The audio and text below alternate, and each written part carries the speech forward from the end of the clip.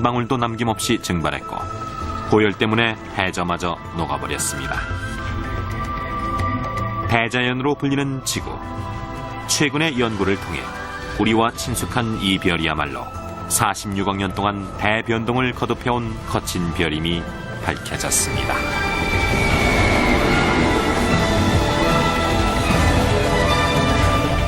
(22억 년) 전에서 8억 년 전과 6억 년 전 사이엔 모든 게 얼어붙는 지구 전체의 동결 현상이 있었습니다.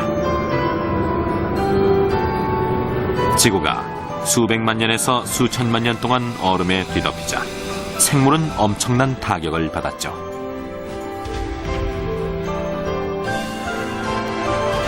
(2억 5천만 년) 전엔 지구 내부의 멘틀로부터 거대한 열덩어리가 단숨에 뿜어져 나오는 대분출이 있었습니다.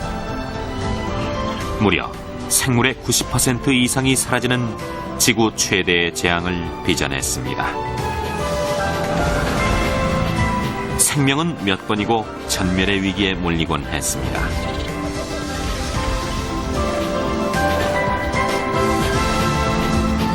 하지만 한편으론 이런 대변동이 있었기 때문에 우리 인류가 탄생할 수 있었죠. 지구 전체의 동결 현상이 미생물이던 인류의 선조를 대형 생물로 진화시켰다고 여겨집니다. 인류의 선조는 대변동을 계기로 지구에서 자손을 키울 수 있게 됐다는 설도 있습니다. 우리가 지금의 모습을 하고 있는 건 우리 선조가 지구의 온갖 대변동을 극복하는 여행을 해온 결과입니다. 경이로운 지구. 이제부터 시간과 공간을 뛰어넘어 인류가 태어난 이유를 알아보는 장엄한 여행을 시작합니다.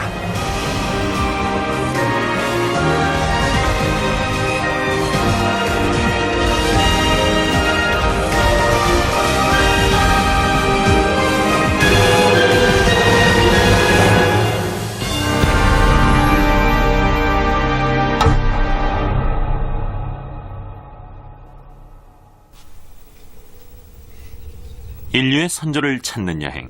그 첫 번째로 우리가 태어난 별의 탄생을 살펴보겠습니다. 약 46억 년 전, 두터운 구름에 뒤덮인 지구. 구름 밑으로 들어가면 우선은 붉은 세상이 펼쳐졌을 것으로 여겨집니다. 대기의 양이 지금보다 훨씬 많아서 지상으로 붉은 빛밖에 도달할 수 없었으니까요. 그리고 당시엔 지구 대부분이 대륙이 아닌 바다로 뒤덮여 있었습니다.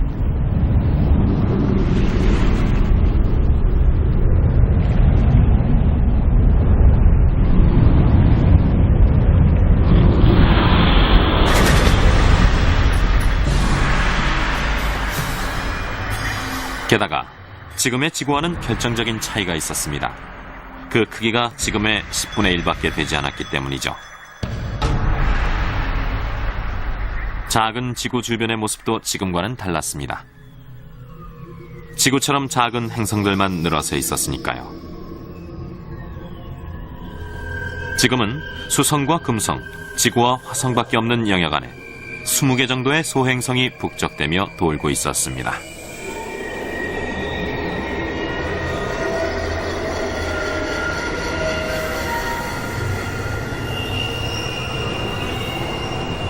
한 연구진에 의해 이들 소행성이 지금의 지구가 되기까지의 과정이 밝혀졌습니다. 일본 국립천문대의 고쿠보 H로 박사팀은 슈퍼컴퓨터로 그 후에 일어난 소행성들의 행적을 더듬었습니다.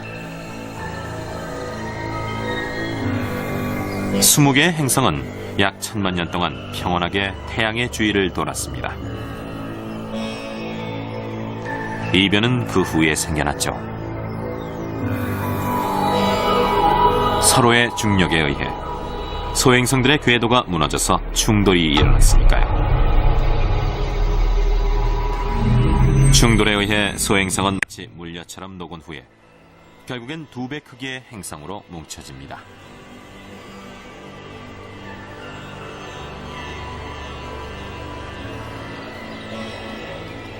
행성은 충돌 횟수가 많을수록 점점 더 크게 성장합니다. 수성은 한두 개의 소행성으로부터 만들어졌습니다. 금성은 8개 정도의 소행성이 합쳐진 것이고, 화성은 한 번도 충돌을 경험하지 않고 살아남은 소행성일 가능성이 높다고 합니다.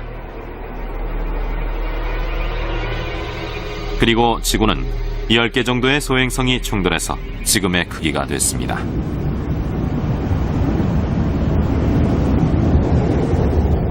지구가 경험한 마지막 충돌은 극적인 것이었습니다. 그리고 원시 지구의 중력에 의해 또다시 끌려 내려옵니다.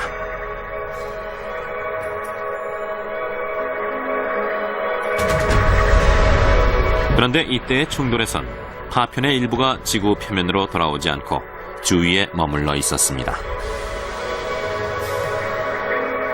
소행성이 부딪힌 장소가 지구 중심에서 벗어나 있어서 파편이 멀리까지 날려갔기 때문이죠.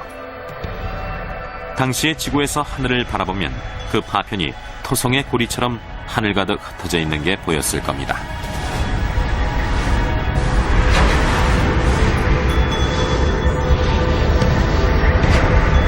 파편들은 서로 충돌을 거듭하며 합쳐집니다. 그리고 마침내는 하나의 커다란 덩어리로 뭉쳐지죠.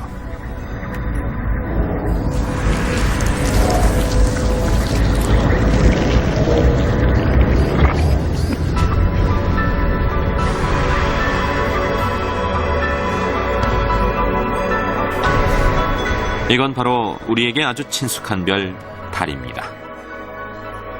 이렇게 해서 달이란 위성을 지닌 행성 지구가 탄생합니다. 연구원들은 지금의 지구 크기는 소행성 충돌이 반복되는 사이에 우연히 정해졌다고 합니다.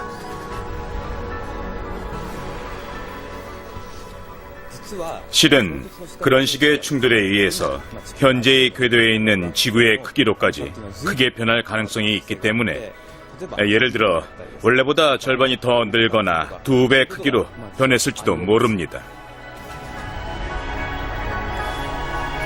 우연하게 지구가 커진 것이 인류가 태어날 수 있는 중요한 조건이었습니다. 지구는 커진 후에야 비로소 생명이 번성할 만한 별이 됐으니까요. 그 이유는 이웃별인 화성을 보면 알 수 있습니다. 최근의 탐사로 예전엔 바다가 있었음이 밝혀진 화성. 태양과의 거리도 적당해서 생명이 번성했다고 해도 이상할 게 없는 별입니다. 하지만 지금은 바다도 사라져버렸습니다. 작은 덩치로 남아있는 화성은 중력이 작기 때문에 바다나 대기를 붙잡아둘 수 없어서였죠.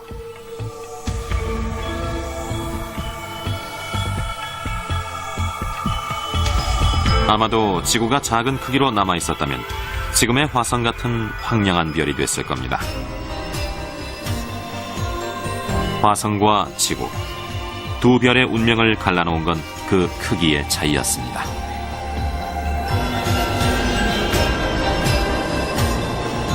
지구는 덩치가 커진 덕분에 그 인력으로 오랫동안 바다를 붙잡아둘 수 있었고, 바다야말로 생명을 키워내는 무대가 된 것이죠.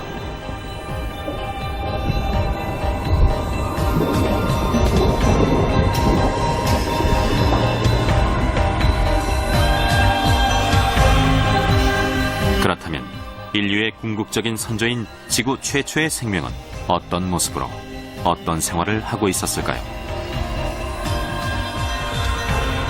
국토의 80% 이상이 1년 내내 빙하에 덮여있는 그린란드를 찾아갔습니다.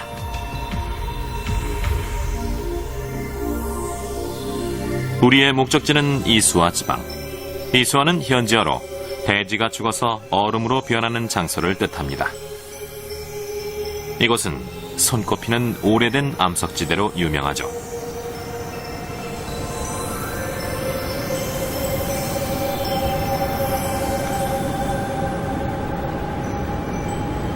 여기엔 38억 년이나 된 아주 오래된 암석지대가 폭 4km, 길이 35km에 걸쳐 띠처럼 드러나 있습니다. 지구가 아무리 넓다 해도 38억 년이나 된 오래된 암석이 이처럼 검은 암석지대에서 넓은 범위로 노출되어 있는 건 오직 이곳뿐입니다.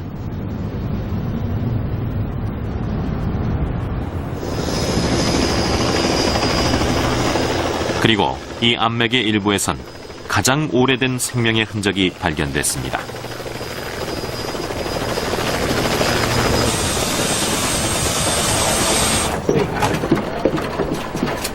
그 발견자인 미니크 로징 박사입니다.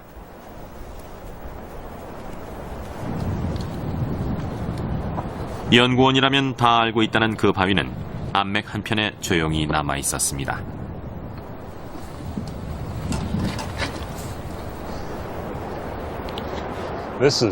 이게 바로 그 바위입니다.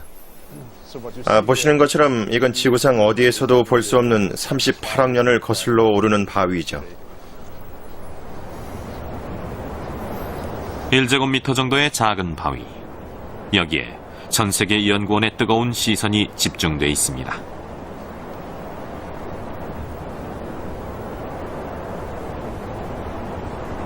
가장 오래된 생명의 흔적은 이 폭 30cm 정도의 검은 띠 안에 있다고 합니다. 하지만 아무리 살펴봐도 생물의 화석이 보일 리 없습니다. 검은 띠와 잿빛띠의 유일한 차이는 검은 띠 안엔 생명체가 만들어낸 탄소가 있다는 점입니다. 그 생명체는 지극히 작았습니다.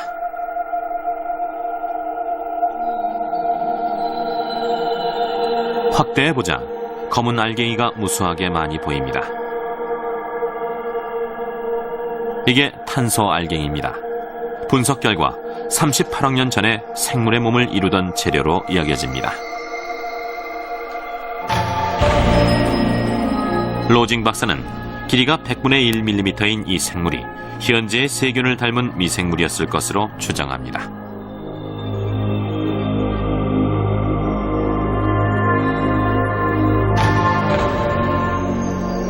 암석 관찰을 통해 이 미생물의 생활상도 점차 알게 됐습니다. 박사가 주목한 건 검은 띠 안에서 평행선을 그리는 몇 가닥의 선입니다. 이 선은 오랜 세월에 걸쳐 해저에 미생물의 사체나 먼지 등이 쌓여서 만들어진 것이죠.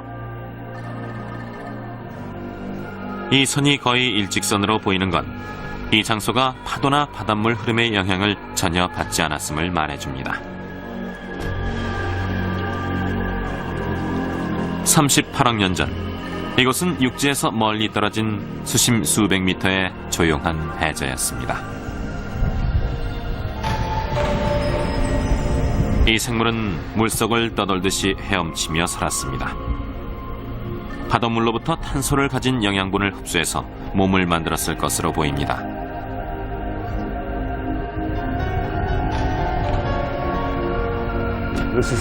이건 지구 표면에서 생명의 변천 과정을 살펴보는 데 있어서는 가장 오래된 바위입니다.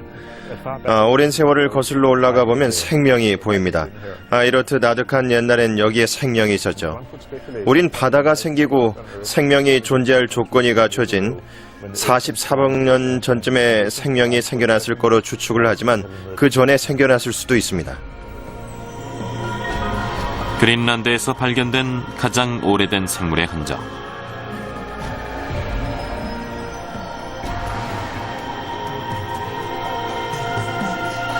이는 생명을 키워낼 만한 크기가 된 지구에서 생명이 여행을 떠나면서 지금의 인류에 이르는 40억 년의 대장정을 시작한 분명한 흔적입니다. 하지만 그 여정은 결코 순탄치만은 않았습니다. 소행성들의 충돌이 끝난 직후의 태양계엔 행성이 되지 못한 천체가 무수히 많이 남아 있었습니다. 이 천체들이 머지않아 탄생할 생명을 괴롭히게 됩니다.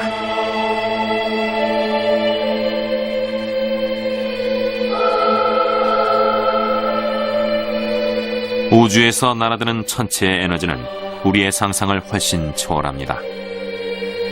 지구의 성장은 생명 넘치는 별이 되는 조건인 동시에 더 많은 운석을 끌어들이는 조건이기도 했습니다. 미국의 국가기념물 애리조나 대운석궁, 일명 베링거 운석 구덩이. 지금으로부터 5만 년 전에 천체가 충돌해서 생긴 지름 1.2km의 거대한 구덩이입니다. 이 구덩이를 만든 천체의 크기는 어느 정도였을까요?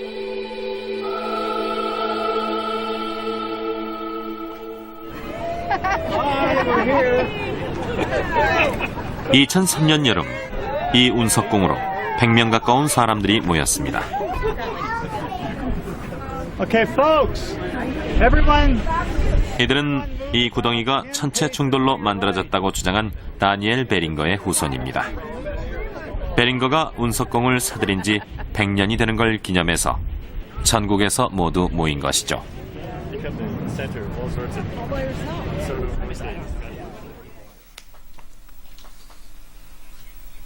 다니엘 베링거는 19세기 말경에 광산 개발로 부를 거머쥔 사업가입니다. 운석궁을 사들인 목적은 천체에 들어있던 철과 니켈을 캐내기 위함이었죠.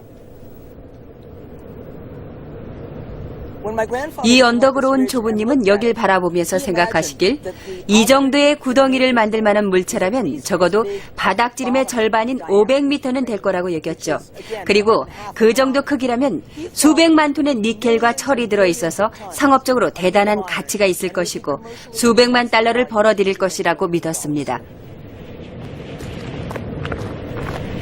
다니엘 베링거는 지금 돈으로 100억 원이란 거금을 투자해서 굴착을 계속했습니다.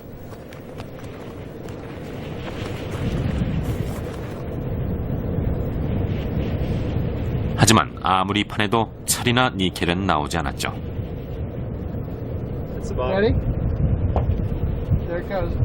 파내려간 지 25년 만에 뜻밖의 사실이 밝혀졌습니다. 운석궁을 만든 천체의 지름이 겨우 수십 미터에 불과하다는 연구 논문이 발표됐죠. 베링거의 예측에 크게 미치지 못했습니다.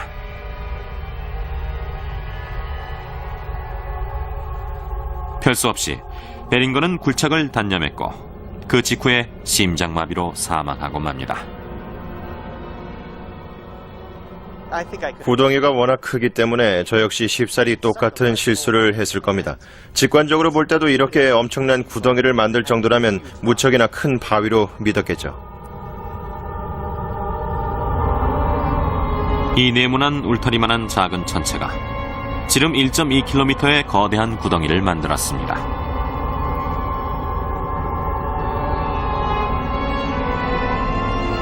그리고 약 40억 년 전엔 이보다 더 거대한 천체가 지구를 덮쳤다고 합니다.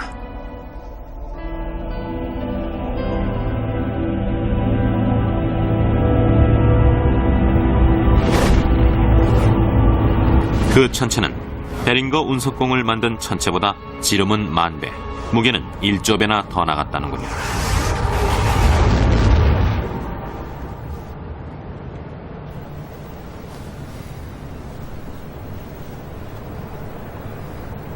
That's 90.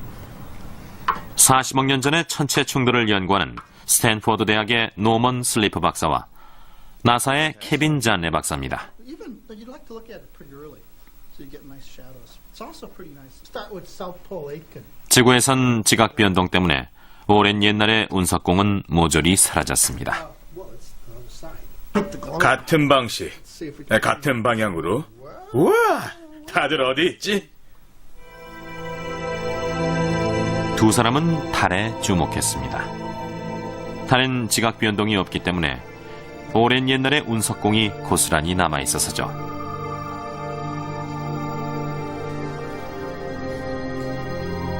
달의 데이터를 근거로 바로 이웃에 있는 지구에 대한 천체 충돌의 실체를 알아냈습니다. 두 박사는 표면적이 넓고 인력도 큰 지구엔 달보다 25배나 많은 천체 충돌이 있었을 것으로 계산합니다. 아무도 충돌하려는 천체를 막을 수는 없습니다. 그리고 덩치가 더 큰 지구가 더 많이 충돌하기 마련이죠. 이는 마치 술 취한 사냥꾼이 쏜 총엔 토끼보다는 사슴이 맞을 확률이 더 높은 것과 비슷한 이치입니다. 그래서 우린 달에 있는 구덩이들을 살펴봤습니다.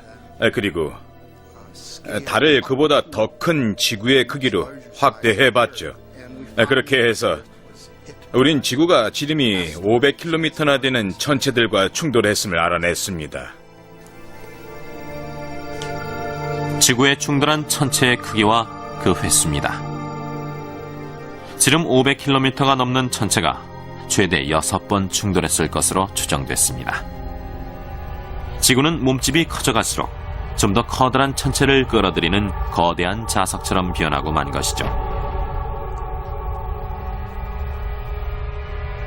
500km의 물체가 초속 20km로 움직이다가 20초 만에 멈추자 그 안에 있던 모든 에너지가 쏟아져 나왔고 그로 인해 엄청난 폭발이 일어났습니다.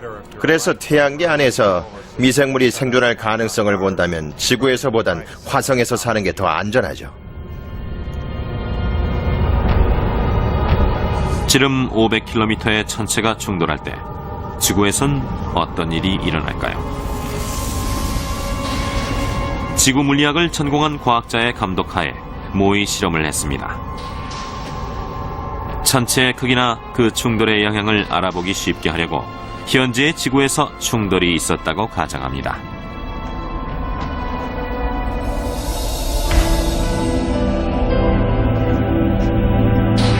지름이 500km라면 남한을 뒤덮을 만한 크기입니다.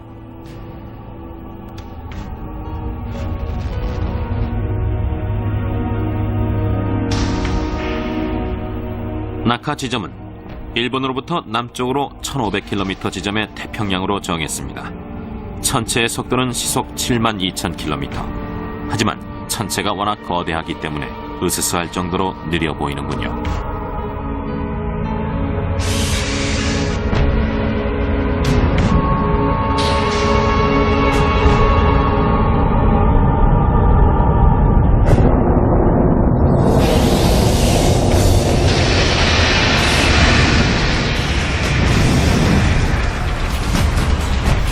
두께 10km의 지각이 통째로 걷어 올려집니다. 지각 해일로 불리는 현상이죠.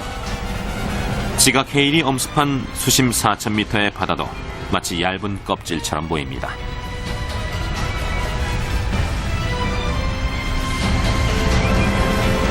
크기가 1km나 되는 거대한 파편들이 솟구쳐 오릅니다.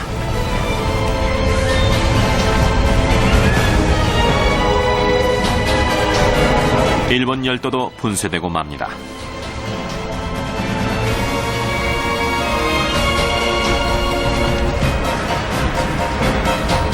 수천 킬로미터 높이로 날아간 파편들은 대기권을 돌파해서 우주 공간까지 도달한 후 또다시 지구로 쏟아져 내립니다.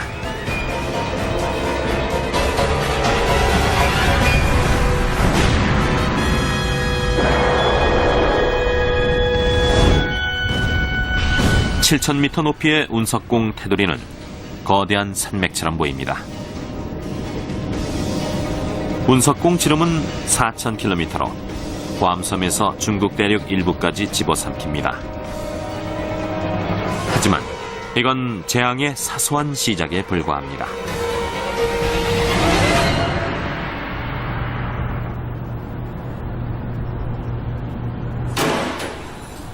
운석공이 생겨난 후엔 어떤 일이 일어날까요? 나사에 있는 세계 최대의 충돌 실험 장치로 재현 실험을 해봅니다. 됐어요.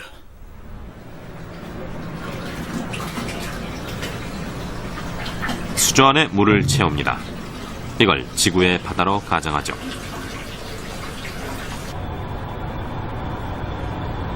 여기에 지름 6mm의 알루미늄 구슬을 권총 탄환보다 20배나 빠른 시속 2만 km로 충돌시킵니다.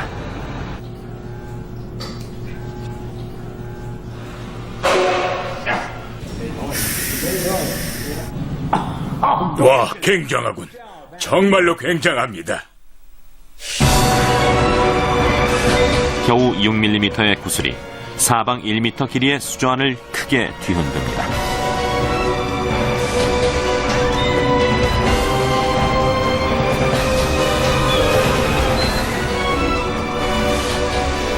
뒤흔들리는 물에 눈길을 빼앗기기 쉽지만 충돌 에너지의 진정한 영향은 맨 처음 순간에 숨겨져 있습니다.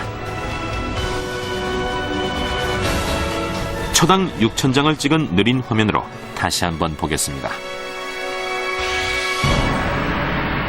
하얀 연기가 피어오릅니다. 물보라처럼 보이지만 사실은 수증기입니다.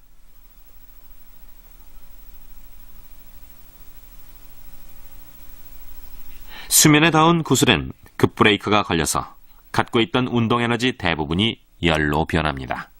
이 열이 순식간에 물을 대량 증발시킨 것이죠.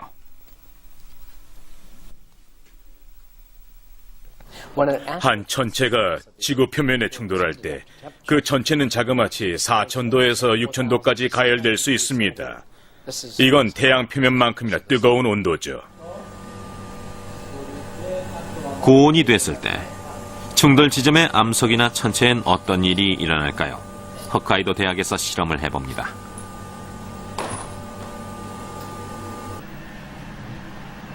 우주를 떠도는 천체와 비슷한 성분을 지닌 5mm 정도의 돌을 준비합니다.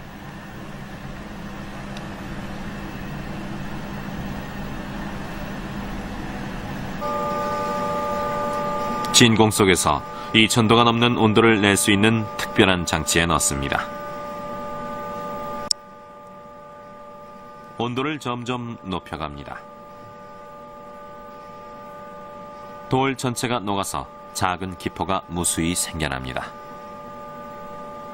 암석이라 할지라도 고온이 되면 물처럼 끓어오르죠.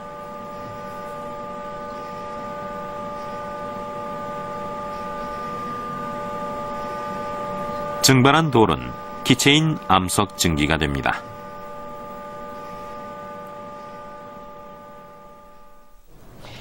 이런 암석 증기가 만들어지면 암석 증기는 급속도로 팽창합니다. 너무도 재빨리 팽창해서 결국엔 지구 전체를 덮습니다. 이런 충격이 발생할 땐 구덩이만 만들어지거나 충격이 일어난 지역만 피해를 보는 게 아닙니다. 대기와 그 주변까지 가열시키니까요. 그래서 그 열이야말로 가공할 만한 존재죠. 천체 충돌 직후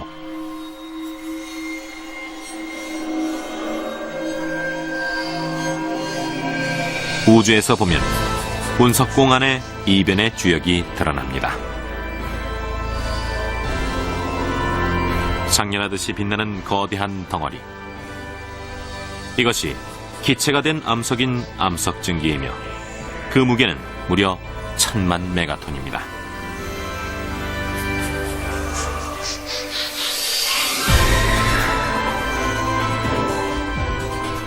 돔 모양으로 부풀어 오른 후 밀어 올려지듯이 순식간에 모든 방향으로 퍼져나갑니다.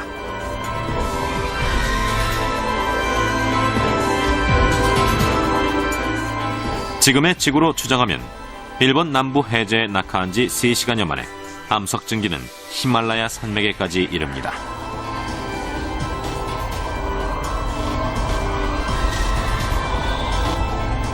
온도 4,000도의 열이 초속 300m로 밀려옵니다.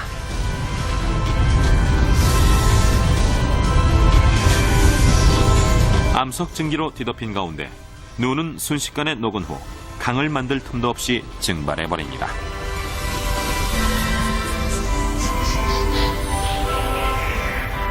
암석 증기는 충돌 지점의 반대편에 해당하는 아마존에도 도달합니다.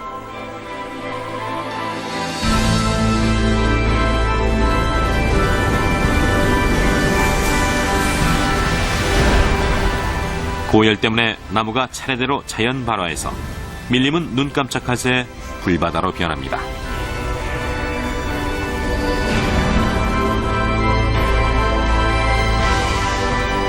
충돌한 지 하루 만에 지구는 마침내 장렬하는 암석 증기에 갇혀버립니다.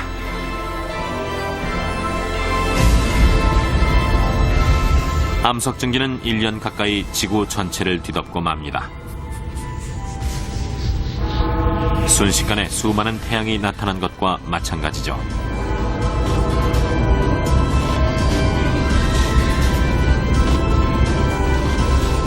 생명의 요람 바다도 변동에 휩싸입니다. 암석 증기에 뒤덮인 직후 해수면은 거품이 격렬하게 이입니다.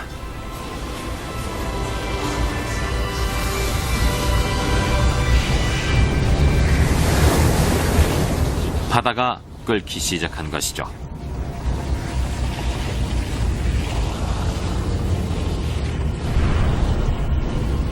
극심한 증발에 의해 해수면은 1분에 5cm라는 맹렬한 속도로 줄어듭니다.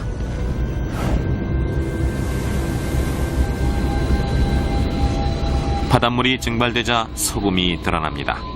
이 소금도 금세 증발돼 갑니다.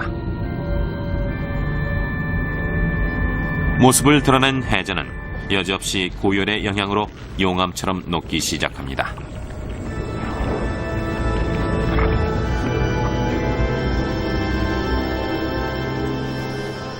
충돌로부터 약 한 달 후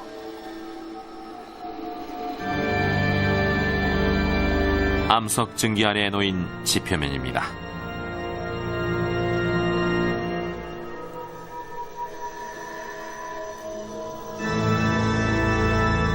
평균 수심 4,000m의 바다가 흔적도 없이 사라졌군요.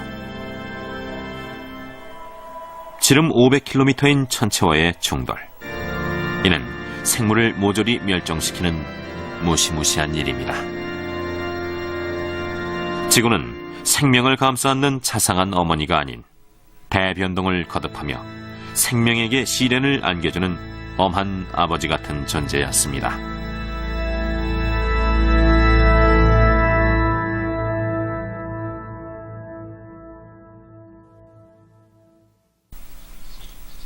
인류의 선조는 이처럼 혹독한 시련에 어떻게 대처했을까요? 오랜 동안 연구원들은 생명이 이런 총체적인 증발이 있을 때마다 전멸했다가 또다시 탄생한 것으로 여겨왔습니다. 그런데 최근 들어 생물이 총체적인 증발에서도 생존했을 거라고 보는 사람이 늘고 있습니다.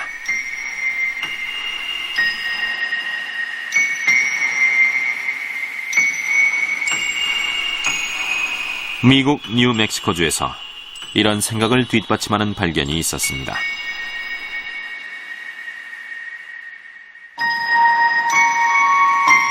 이 일대엔 소금으로 이루어진 호수 염호가 있습니다.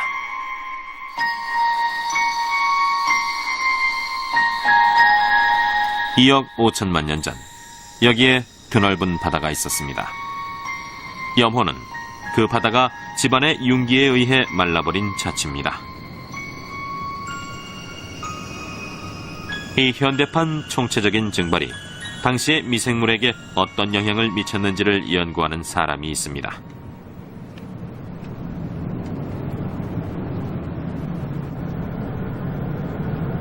웨스트체스터 대학의 미생물학자 러셀 브릴랜드 박사입니다.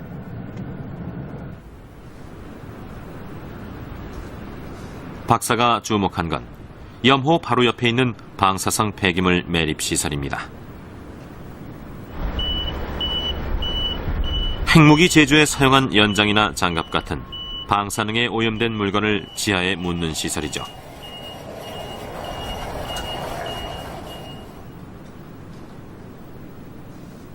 이곳의 폐기 장소는 바로 바닷물이 마를 때 생겨난 두께 약 1000m에 이르는 소금의 지층, 암염속입니다.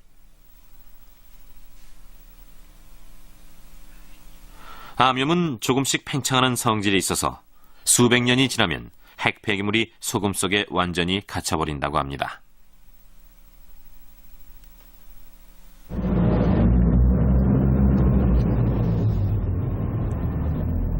브릴랜드 박사는 핵 폐기물이 소금에 갇혀버리는 것처럼 당시의 미생물 흔적도 소금 속에 남아있을지 모른다고 여기면서 지하에서의 조사를 시작했습니다. 지하엔 통로가 미로처럼 뻗어 있습니다. 주위가 온통 소금의 결정, 암염뿐인 이곳은 암염 속을 판에서 만든 지하 도시입니다.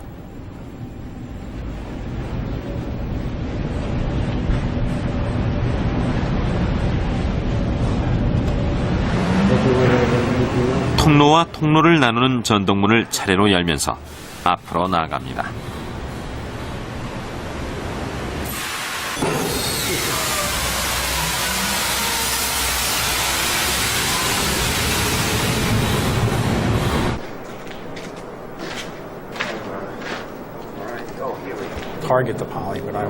브릴랜드 박사는 이 지하 미로의 다양한 장소에서 암염을 채취합니다. 벽을 깎으면 곳곳에서 커다란 소금 결정을 발견할 수 있습니다. 제가 보기엔 여기에 매우 선명하게 나 있는 줄무늬 때문에 아주 좋은 견본 같습니다. 그리고 여기엔 이첩기의 해양에 있던 아주 작은 바닷물 방울들이 남아 있습니다. 이 바닷물은 2억 년 동안 이런 결정 속에 갇혀 있습니다. 이것은 박사에겐 보석이나 다름없는 소금 결정입니다. 결정 속에 작고 네모진 알갱이들이 보입니다. 2억 5천만 년 전에 소금이 결정으로 변할 때 갇혀버린 바닷물로 소금 결정의 튼튼한 벽 때문에 외부로부터 완전히 차단돼 있습니다.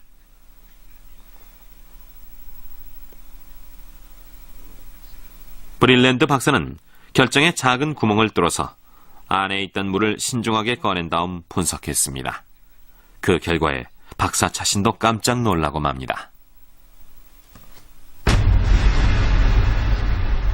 완전한 형태의 미생물을 발견했기 때문이죠. 하지만 놀라움은 여기서 그치지 않았습니다.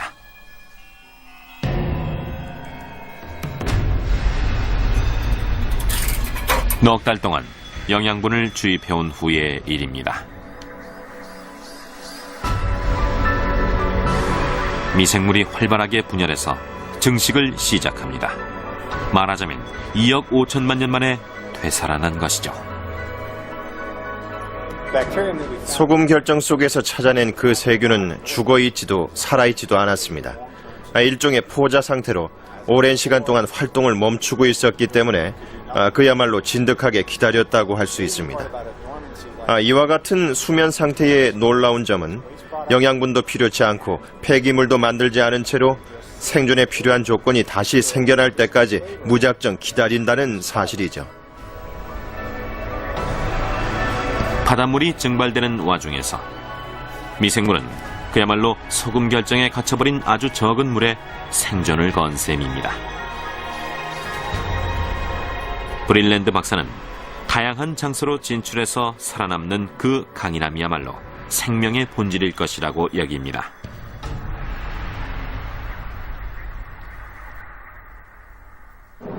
생명이 놀라울 정도로 강인하다는 걸 알아냈습니다. 그리고 한번 태어난 생명은 진화의 과정을 거치면서 지구의 커다란 역할을 해온 것으로 보입니다. 약 40억 년 전의 총체적인 증발은 훨씬 더 심각한 결과를 초래했습니다. 초고온 때문에 물은 물론 해저의 소금마저 녹아서 증발했기 때문이죠. 생물의 몸을 만드는 단백질은 기껏해야 100수십 도밖에 견디지 못하는데 생명에게 과연 살아남을 기회가 있었을까요? 스탠포드 대학의 슬리프 박사팀은 뜻밖의 사실을 알아냈습니다. 이들이 주목한 건 소금이 쌓여있는 장소보다 훨씬 더 깊은 지하였죠.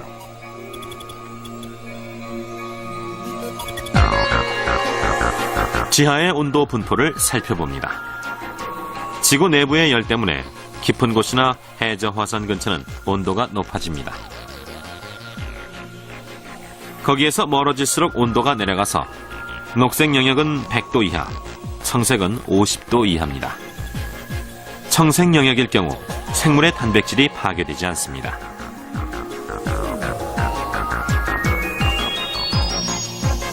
총체적인 증발 후 해저 표면의 온도는 2000도까지 오릅니다. 이 열이 지각 깊은 곳까지 전해졌을 겁니다. 열이 바위 속으로 전해지는 속도와 여러 데이터를 입력해봅니다. 이 아래에 있던 예전의 차가운 지각이 충격으로 점점 더 더워지는. 예, 그것 언저리 위쪽이 점점 더 붉어지고 있네요. 아, 그래요. 열은 1년에 1m의 느린 속도이긴 해도 꾸준하게 지하로 전해집니다. 하지만 뜻밖에도 열이 전달되는 범위는 얕아서 천체 충돌로부터 10,000년 동안에 대해 계산해본 결과 마지막까지 청색 영역이 없어지는 일은 없었습니다.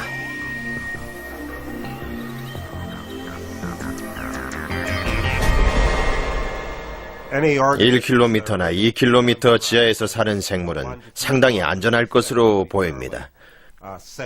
땅속 깊숙이까지 열이 전달되지 못하기 때문에 그 열은 그리 오래가지 못합니다. 비근한 예를 들어 칠면조를 오븐에 넣고 구울 때 1분 안에 칠면조를 구울 수는 없습니다. 그랬을 경우 겉은 아주 뜨겁다고 해도 속살은 여전히 차가울 테니까요. 생물이 지하 2000m보다 깊은 곳까지 진출할 수 있을까요?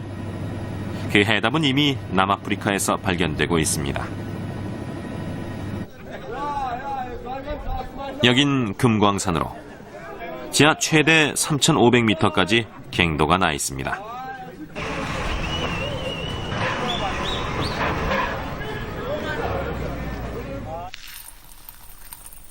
남아프리카에선 연간 400톤의 금이 채굴돼서 4조 원의 부를 생산합니다.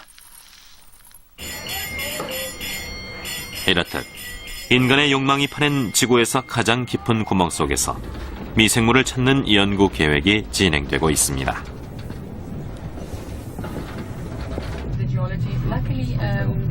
이 계획의 일원인 에스타반 헤르덴 박사와 동행했습니다.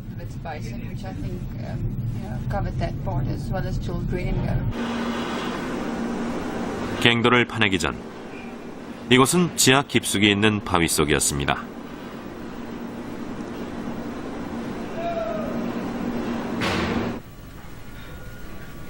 생물 같은 건 전혀 없을 것으로 여겨졌죠.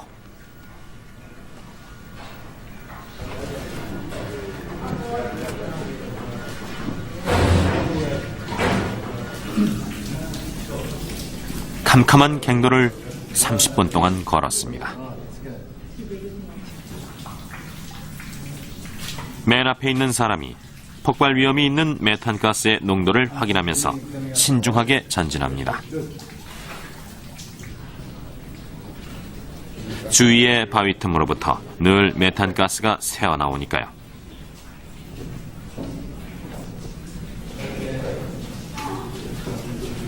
이렇게 고요한 암흑세계 속에 그 생물이 있었습니다.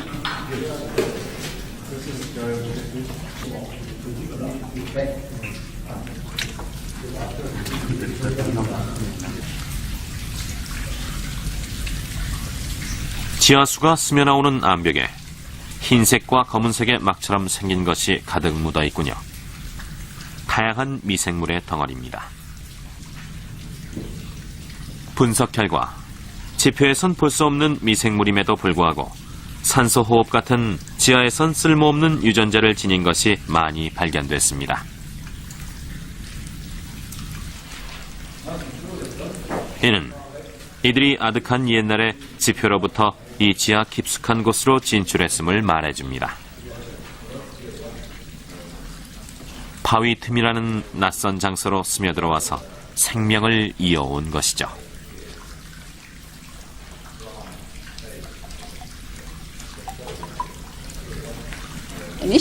애초에 우린 생물이 지표에서 60cm 깊이 안에서만 존재한다고 여겼습니다. 이젠 이처럼 깊은 지하광선 연구 계획을 통해서 생물이 지하 3,000m가 넘는 깊이에서도 살 수 있음을 알았습니다.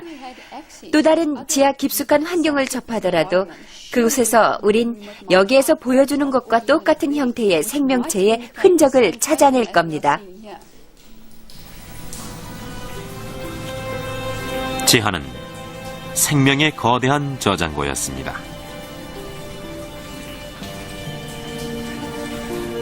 약 40억 년 전 바다에서 태어난 생명은 곧이어 다양한 장소로의 진출을 시작했고 그중 일부는 이렇듯 지하 깊숙한 곳까지 도달했음이 분명합니다.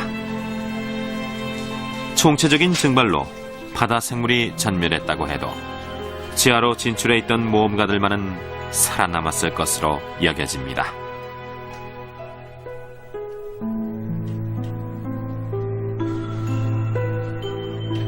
지구를 불덩이로 만든 총체적인 증발.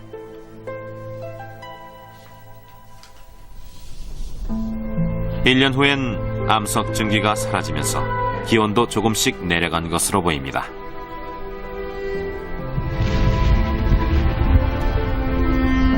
그로부터 1000년 후 증발됐던 바닷물이 마침내 비가 돼서 내리기 시작했죠. 연간 강수량 3000mm. 현재의 열대지방과 맞먹는 강수량입니다. 빗물은 한때 바다였던 분지로 흘러들어갑니다. 그저 해저의 깊숙한 지하엔 인류의 선조를 비롯한 수많은 미생물이 생존해 있었을 겁니다.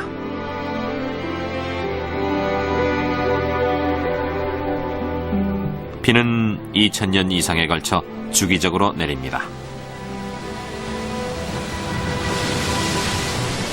바다는 마침내 원래의 깊이까지 회복됩니다.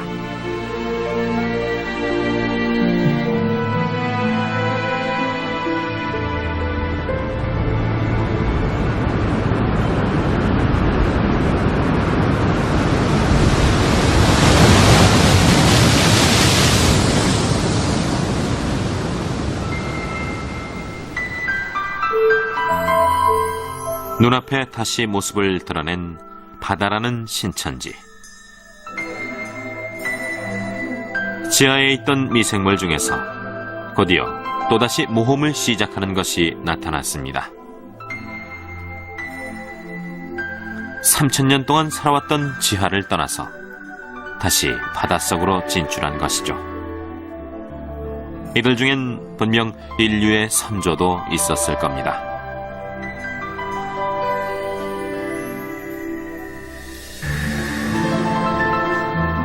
눈에 보이지 않을 정도로 작은 미생물이었던 우리 인류의 선조. 그처럼 새로운 모험에 의해 인류의 선조로 이어지는 40억 년 진화의 톱니바퀴가 또다시 돌기 시작했습니다.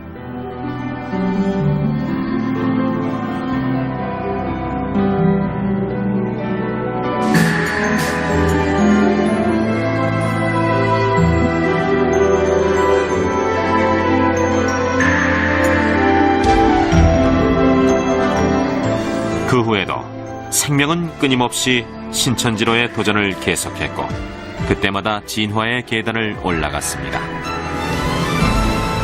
인류 역시 그런 모험가들의 후손입니다.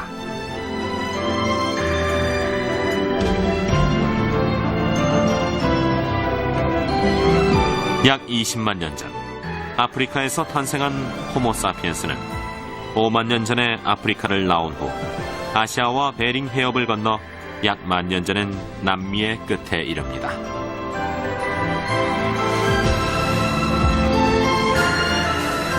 그 후 3000년 전엔 태평양의 섬들로 진출했죠.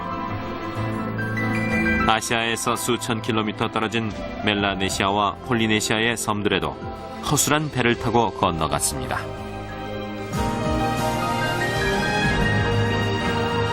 그리고 2000년 전엔 하와이 섬과 이스터 섬, 그리고 뉴질랜드와 태평양 전역으로 퍼져나갔습니다. 인류는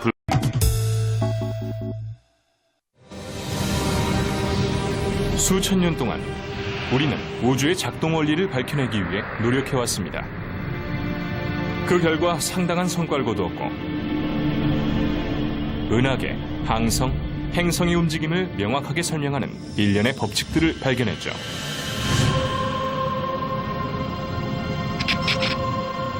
하지만 아직은 근본적인 수준에서도 불명확한 것들이 더 많이 있습니다. 우주에 대한 우리의 생각을 완전히 바꿔놓은 혁신적인 법칙들이 발견됐기 때문이죠. 우주 공간에서부터 뉴욕의 심장부, 그리고 미시 세계에 이르기까지 세상을 바라보는 우리의 시각이 바뀌었습니다.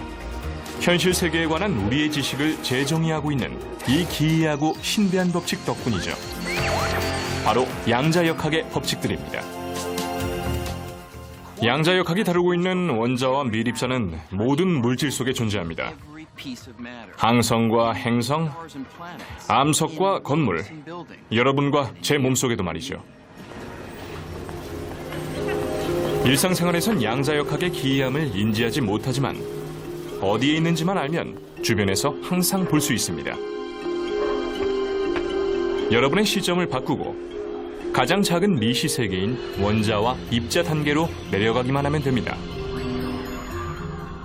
양자 단계로 내려가면 이 미시 세계를 지배하는 규칙은 일상의 커다란 물체들을 지배하는 익숙한 법칙들과 전혀 달라 보이며, 이 규칙들을 조금이라도 접하고 나면 세상을 보는 시각이 달라집니다.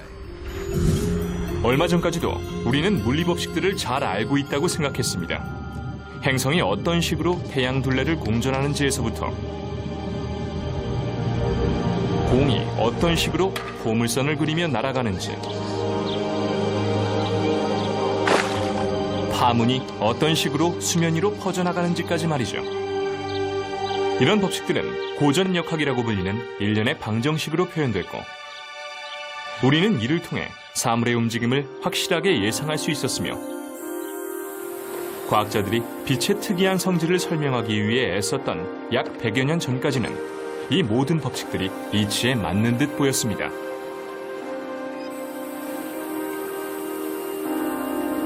그 예 중에 하나가 유리관 안에서 가스를 가열할 때 발생하는 빛입니다. 과학자들은 프리즘을 통과한 이 빛을 관찰했을 때 뜻밖의 현상을 목격했습니다. If you heated up some gas and looked at it through a prism, it formed lines. Not the continuous spectrum that you see projected by a piece of cut glass on your table, but very distinct lines. It wouldn't give out a smeared kind of complete rainbow of light. It would give out sort of pencil beams of light at very specific colors. And it was something of a mystery how to understand what was going on. 이 선형광선의 비밀을 밝혀낸 사람들은 일단의 급진적인 과학자들이었으며, 이들은 20세기 초 물질 세계의 근본 특성을 파악하기 위해 애를 썼습니다. 가장 뛰어난 통찰력을 보였던 사람은 물리학자 닐스 보어였고, 그는 탁구를 치며 새로운 개념에 대해 토론하는 것을 좋아했습니다. 보어는 물질의 핵심인 원자 구조에 의문을 풀 수 있는 답이 있다고 확신했죠.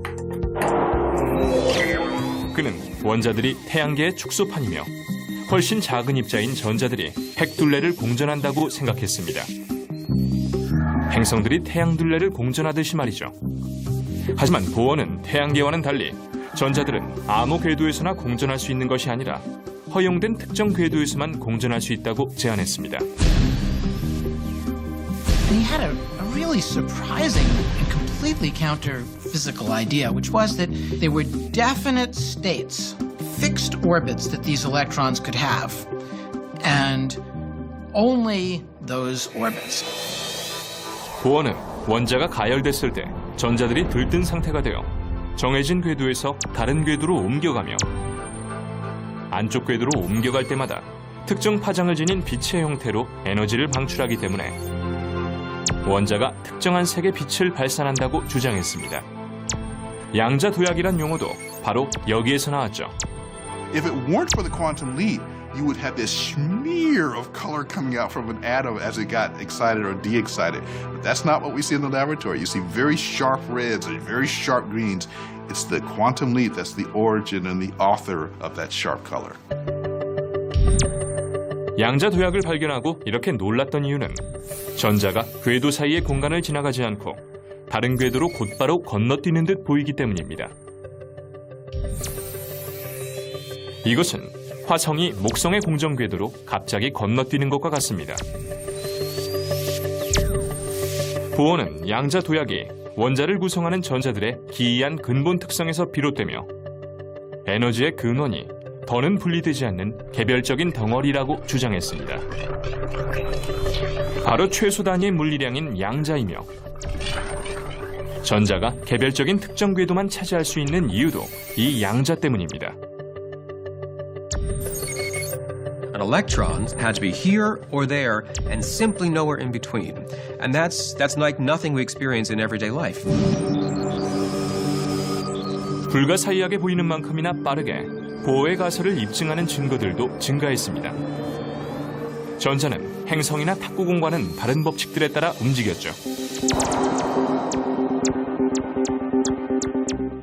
보어의 발견은 판도를 바꾸어 놓았습니다. 원자에 대한 새로운 개념을 바탕으로 보어와 동료들은 정설로 받아들여졌던 물리 법칙들과 충돌했습니다. 양자 도약은 그 신호탄일 뿐이었고, 이내 보어는 자신의 급진적인 견해 덕분에 역사상 최고의 물리학자로 손꼽히는 사람과 맞섭니다. 아인슈타인은 새로운 개념들을 두려워하지 않았죠. 하지만 1920년대 동안 양자역학 분야는 아인슈타인의 바람과 다른 방향으로 흘러가기 시작했습니다. 현상을 완벽하고 명확하게 예측했던 고전 물리학의 특징에서 급격하게 탈피하기 시작했던 것이죠. 특히 이중 틈 실험이라고 알려지게 될 한 실험에서 양자에 얽힌 새로운 의문들이 밝혀졌습니다. 확실성을 바탕으로 현실 세계를 설명할 방법을 찾고 있었다면 그 기대는 산산조각 났을 겁니다.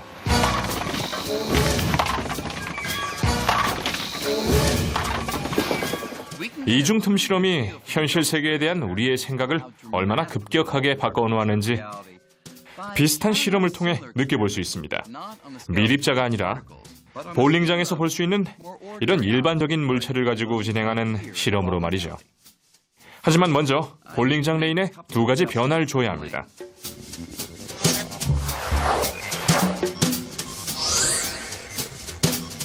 이제 볼링공을 몇 차례에 걸쳐 레인에 굴리면 볼링공이 장애물에 막히거나 두 틈 중에 하나로 통과해 뒤에 있는 막에 부딪힐 거라고 예상할 겁니다.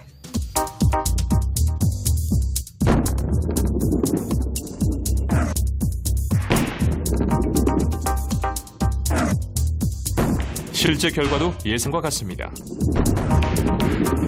장애물을 통과한 볼링공들은 예외 없이 왼쪽이나 오른쪽 틈의 바로 뒤에 있는 막에 부딪힙니다. 이중틈 실험도 이와 비슷했습니다. 볼링공 대신 크기가 수십억 배나 작은 전자를 사용했다는 점만 다를 뿐이죠. 이 공들이 전자라고 상상해보세요.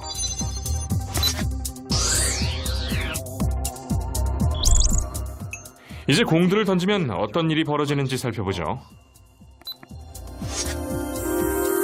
전자들이 두 틈 사이로 지나갈 때 건너편 막에서는 전혀 다른 현상이 벌어집니다. 전자들은 단 두 구역에만 부딪히는 것이 아니라 감지막 전체에 부딪히며 줄무늬 모양을 형성하죠. 특히 두 틈 사이에 막혀있는 영역의 바로 뒤쪽에도 이런 줄무늬들이 생깁니다. 대체 어찌된 영문일까요? 1920년대 물리학자들에게도 이 모양이 의미할 수 있는 건 단 하나뿐이었습니다. 바로 파동입니다. 파동은 볼링공이 할 수 없는 온갖 흥미로운 현상을 일으키죠. 갈라지거나 합쳐질 수도 있습니다. 이중 틈 사이로 물결을 통과시키면 물결이 둘로 갈라진 후 두 물결이 교차하고 물결의 마루와 골이 합쳐지며 어떤 곳에선 더 커지고 어떤 곳에선 더 작아집니다. 그리고 때로는 상쇄되어 사라지기도 하죠. 물의 높이가 막에 투사된 빛의 밝기라고 하면 마루와 골은 일련의 줄무늬를 만들어내는데 이것이 바로 간섭무늬입니다.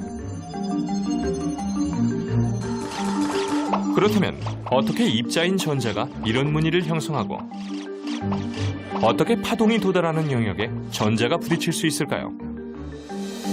Particles are particles, waves are waves. How can a particle be a wave? unless you give up the idea that it's a particle and think, aha, this thing that I thought was a particle was actually a wave. A wave in an ocean? That's not a particle. The ocean is made out of particles, but the waves in the ocean are not particles. And rocks are not waves. Rocks are rocks.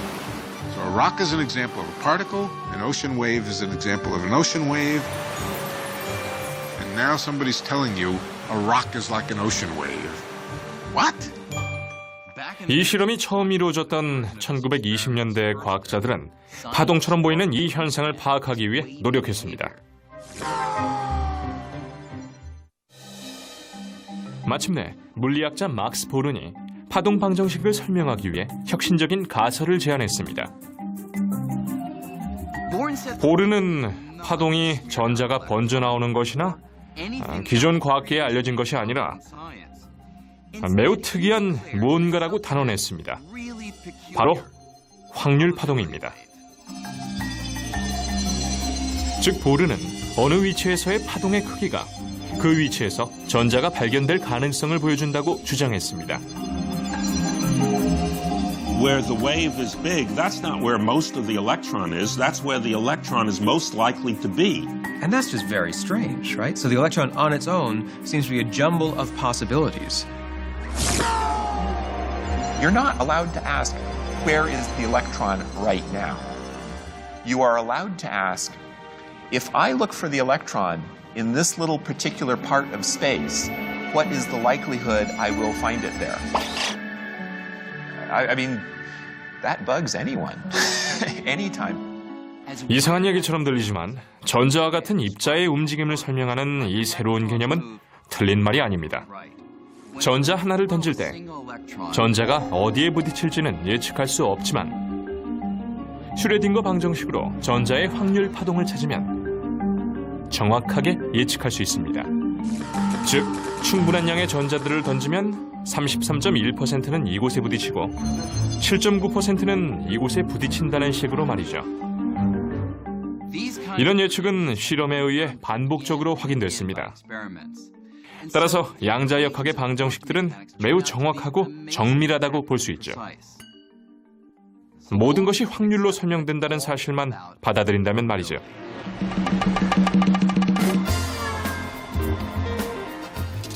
확률의 의미가 추측이라고 좁혀 생각한다면 라스베이거스의 카지노는 이 생각이 틀렸다는 것을 보여줍니다. 여러분도 이 확률 게임을 시도해보면 확률의 위력을 실감할 수 있습니다. 예를 들어 이곳 룰렛 게임에서 숫자 29에 $20를 걸었다고 가정해보죠. 도박 진행자는 제가 이번 판에서 이길지 다음 판에서 이길지 알 수 없습니다.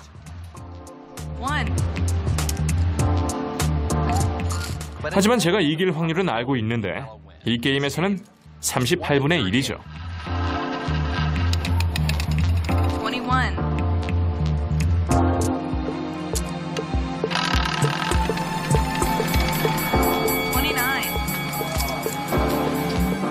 따라서 가끔씩 제가 이기긴 해도 결국엔 도박 진행자가 항상 돈을 따기 마련입니다. 요점은 도박 진행자가 카드나 주사위, 룰렛 게임 한 판 한 판의 결과를 굳이 알 필요가 없다는 것입니다. 카지노 운영자들은 카드, 주사위, 룰렛 게임을 수천 판씩 하다 보면 결국 자신들이 돈을 딴다는 것을 확신할 수 있고 승률까지도 정확하게 예측할 수 있기 때문이죠. 양자역학에 의하면 세상도 이런 확률 게임과 매우 비슷합니다. 우주에 존재하는 만물은 확실성이 아니라 확률의 지배를 받는 원자와 아원자 입자들로 이루어져 있죠. At base, nature is described by an inherently probabilistic theory. And that is highly counterintuitive and something which many people would find difficulty accepting.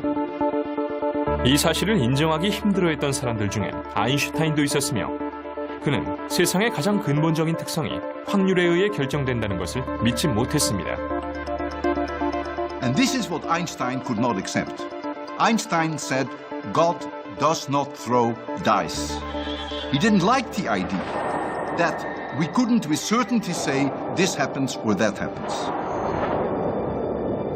하지만 다른 많은 물리학자들은 확률 이론을 받아들였습니다. 양자역학의 방정식들 덕분에 원자와 미립자들의 움직임을 놀랍도록 정확하게 예측할 수 있는 힘이 생겼기 때문입니다. 그리고 얼마 후 이 힘은 위대한 발명들을 이끌어냈죠. 레이저, 트랜지스터와 직접 회로 등 전자공학의 전 분야가 그 성과물이었죠. 이런 성과를 거뒀는데도 양자역학은 여전히 많은 의문에 쌓여 있습니다. 양자역학 덕분에 전자장비를 가동하지만 1920년대에서 30년대 아인슈타인이 제기했던 기본적인 질문들에 대한 답을 찾지 못했죠. 질문 중에는 확률과 측정에 관한 사항도 있었습니다. 닐스 보어의 경우엔 측정이 모든 것을 바꿔놓습니다. 그는 입자를 측정하거나 관찰하기 전까진 입자의 특성을 확신할 수 없다고 믿었습니다. 그 사례 중에 하나가 이중 틈 실험의 전자입니다. 뒤에 있는 감지막이 전자의 위치를 알려주기 전까진 거의 모든 영역이 전자와 부딪힐 확률이 있다고 간주할 수 있습니다. 전자가 감지막에 부딪히는 순간 비로소 위치에 대한 불확실성이 사라질 것입니다. 보어가 양자역학에 접근한 방식에 의하면 입자를 측정할 때 측정 행위 자체로 인해 입자는 자기가 있을 수 있는 다른 모든 위치를 포기하고 측정 당시 발견된 한 위치를 선택합니다. 측정 행위가 입자의 그런 선택을 이끌어낸 것이죠. 닐스 보어는 현실 세계의 특성이 원래부터 불확실했다는 점을 받아들였지만 아인슈타인은 보어와 달리 측정할 때나 관찰할 때뿐만 아니라 언제나 확실성이 현실 세계의 특성을 결정한다고 믿었습니다. 아인슈타인은 달을 보고 있지 않을 때도 달은 존재할 거라고 말했죠. That's what Einstein was so upset about. Do we really think the reality of the universe rests on whether or not we happen to open our eyes? That's just bizarre. 아인슈타인은 양자 이론이 우리가 입자를 보고 있지 않을 때 입자의 위치에 관한 특성처럼 입자의 자세한 특성을 모두 설명하지 못하는 단점이 있다고 확신했지만 당시 이런 의견에 공감하는 물리학자는 거의 없었습니다. And Einstein just thought it was giving up on the job of the physicist. It wasn't bad physics per se, it just was totally incomplete. That's Einstein's refrain. Quantum mechanics is not incorrect, insofar as it goes, but it's incomplete. It doesn't capture all the things that can be said or predicted with certainty. 아인슈타인의 이런 주장에도 닐스 보어의 생각은 확고했습니다. 아인슈타인이 신은 주사위 놀이를 하지 않는다고 계속 주장하자 보어는 신에게 이래라 저래라 참견하지 말라고 응수했죠. 하지만 1935년 아인슈타인은 양자역학의 결정적 오류를 찾았다고 생각했습니다. 아인슈타인은 이것이 우주를 바라보는 모든 논리적 관점에 반하는 기이한 내용이라서 양자 이론의 불완전성을 입증하는 열쇠라고 생각했습니다. 바로 양자 얽힘입니다. The most bizarre, the most absurd, the most crazy, the most ridiculous prediction that quantum mechanics makes is entanglement. 양자 얽힘은 양자역학의 방정식에서 도출한 이론상의 예측입니다. 두 입자가 서로 근접해 있고 서로의 특성이 상호작용을 하면 서로 얽힐 수 있다는 것이죠. 놀랍게도 양자역학에선 이 입자들을 서로 반대 방향으로 보내 떨어뜨려 놓아도 여전히 연결된 채 얽혀 있을 수 있다고 말합니다. 이것이 얼마나 기이한 현상인지 이해하려면 전자의 특성 중 하나인 회전운동을 생각하면 됩니다. 행위와 달리 전자의 회전운동은 다른 양자 특성들처럼 관측되기 전까지는 일반적으로 불분명하고 불확실한 상태이며 관측되는 순간 회전 방향이 시계 방향인지 반시계 방향인지 알 수 있죠. 이 돌림판과 비슷한 셈입니다. 돌림판이 멈추면 빨간색이나 파란색을 무작위로 가리킬 겁니다.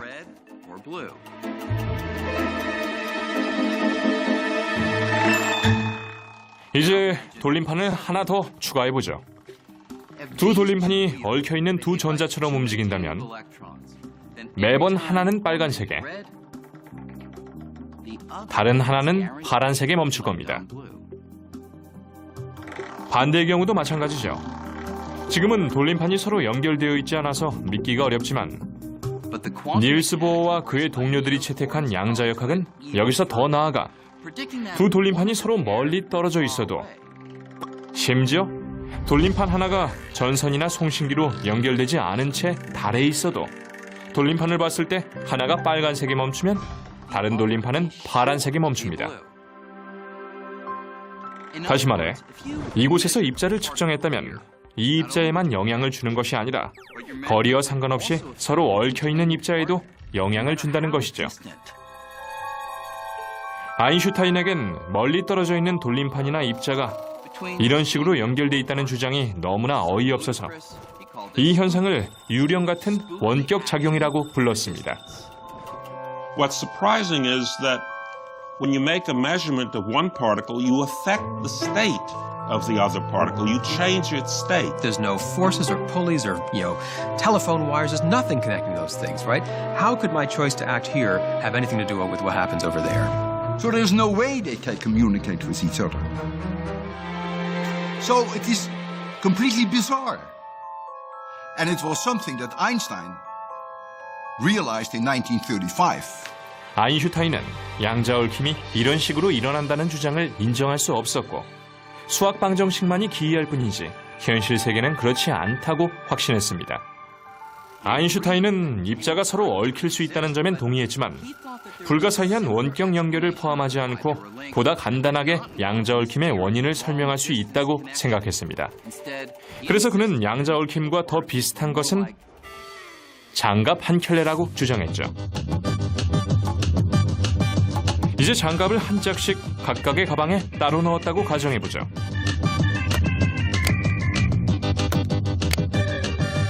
그리고 가방 하나는 저에게 보내고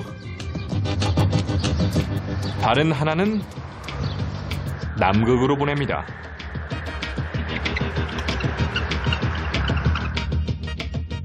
감사합니다.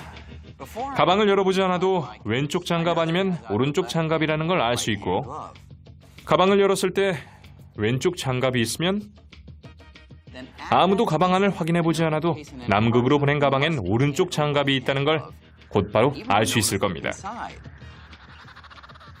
의심의 여지가 없는 건 당연한 일이고 가방 안을 확인했지만 어느 쪽 장갑에도 영향을 미치지 않았습니다. 이 가방 안에는 줄곧 왼쪽 장갑이 있었고 남극으로 보낸 가방 안에는 줄곧 오른쪽 장갑이 있었죠. 장갑을 각각의 가방에 따로 넣는 순간 결정된 것입니다. 아인슈타인도 이와 같은 개념이 양자 얽힘에 적용된다고 생각했습니다. 전자들의 배치 상태는 서로 떨어져 날아가는 순간 결정되어야 한다는 것이 그의 주장이었죠. 그렇다면 누가 옳았을까요? 서로 멀리 떨어져 있어도 무작위로 나오는 결과에 즉시 영향을 미칠 수 있는 돌림판처럼 입자들도 서로 얽혀 있다는 방정식을 옹호했던 보어였을까요? 아니면 유령과 같은 연결은 존재하지 않으며 모든 것은 우리가 관측하기 전에 결정됐다고 믿었던 아인슈타인이었을까요? 보어와 아인슈타인 중 누가 옳았는지 판단하기란 쉽지 않습니다. 아인슈타인은 우리가 측정하기 전에 입자의 회전운동이 확정되어 있다고 주장하는데 그걸 어떻게 확인하느냐고 아인슈타인에게 되물으면 그는 측정해보면 확정된 회전운동을 발견할 거라고 대답하죠.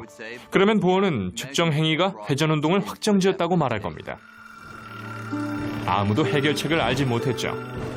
따라서 이 문제는 과학이 아니라 철학으로 간주됐습니다.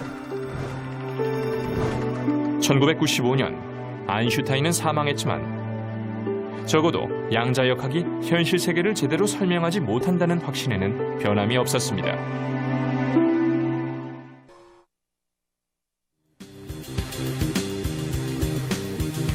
(1967년) 컬럼비아 대학교에선 예상 밖의 풋내기 과학자가 양자역학에 이의를 제기했던 아인슈타인의 연구를 이어받았습니다. 존 클라우저는 천체 물리학 박사학위를 받기 직전이었는데 양자역학 성적이 그의 유일한 장애물이었죠. When I was still a graduate student, try as I might, I could not understand quantum mechanics.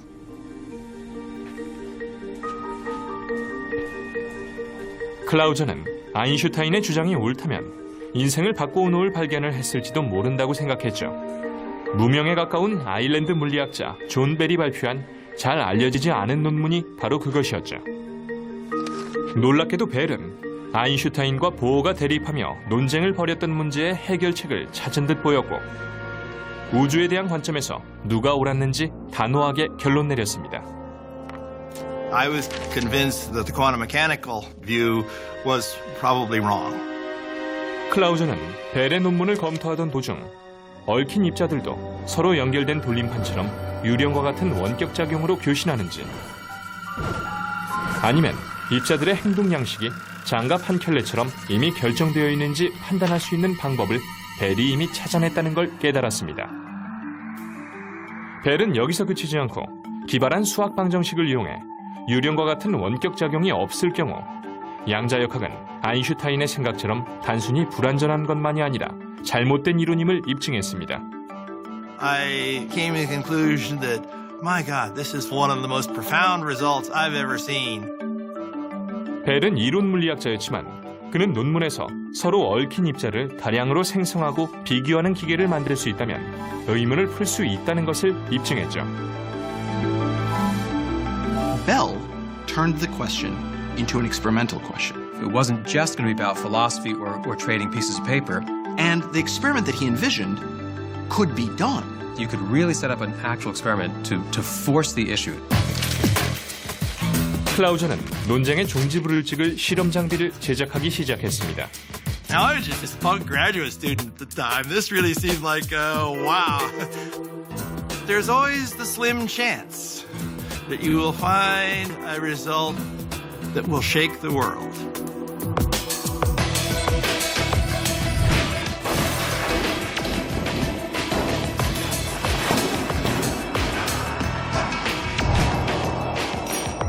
클라우저의 실험 장비는 수천 쌍에 달하는 서로 얽힌 입자들을 측정하고 다양한 방향에서 비교할 수 있었습니다.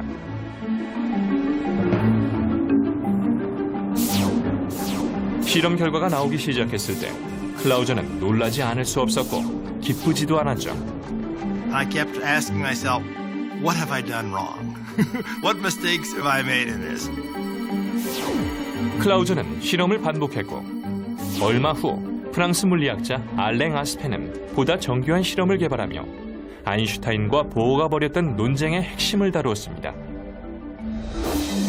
아스페의 실험에선 서로에게 직접적인 영향을 미칠 수 있는 입자를 측정하려면 빛보다 빠른 신호를 사용하는 수밖에 없었는데 이것은 아인슈타인 스스로가 불가능하다고 입증했던 것이었죠. 이제 마지막 남은 가설은 유령과 같은 원격 작용밖에 없었기 때문에 아스페의 실험으로 사실상 모든 의혹이 풀린 셈이었습니다. 이 실험 결과는 실로 충격적입니다. 양자역학의 수학 방정식이 옳았고 양자 얽힘도 실존하며 양자 입자가 공간을 사이에 두고 연결될 수 있다는 것을 입증했죠. 마치 두 입자가 붙어있는 것처럼 한 입자를 측정하면 먼 곳에서 쌍을 이룬 입자에게 즉시 영향을 미칠 수 있죠. 아인슈타인이 불가능하다고 생각했던 유령과 같은 원격 작용이 실제로 일어납니다. I was, again, very saddened that I had not overthrown quantum mechanics because I still had, and to this day, still have great difficulty in understanding it. That is the most bizarre thing of quantum mechanics. It is impossible to even comprehend. Don't even ask me why. Don't ask me which you're going to, how it works, because it's an illegal question. All we can say is that is apparently the way the world ticks.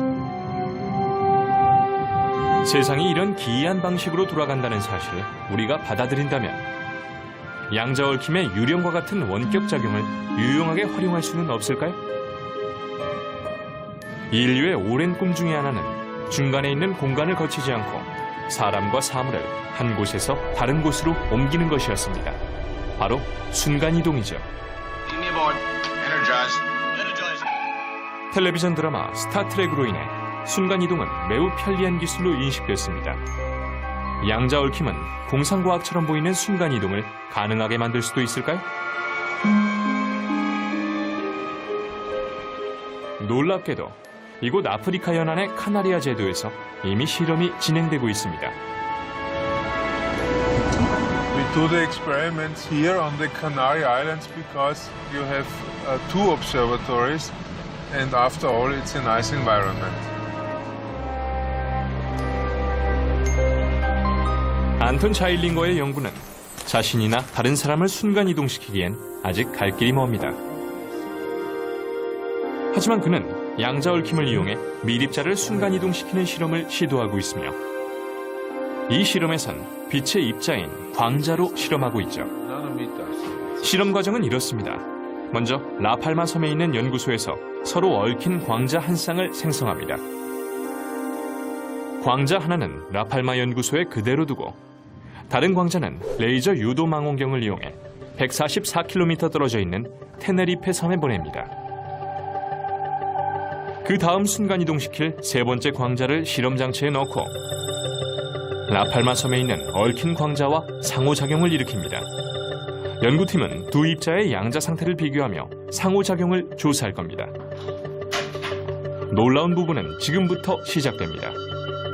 유령과 같은 원격작용 덕분에 연구팀은 두 광자를 비교해 멀리 떨어져 있는 섬에 얽힌 광자를 세 번째 광자와 동일한 복제품으로 변형시킬 수 있죠. 이것은 세 번째 광자가 두 섬 사이의 바다를 가로지르지 않고 공간을 뛰어넘어 순간이동한 것처럼 보일 겁니다. Sort of extract the information carried by the original and make a new original there. 안톤은 다른 지역에서 이 기술을 이용해 입자 수만 개를 순간이동시켰습니다.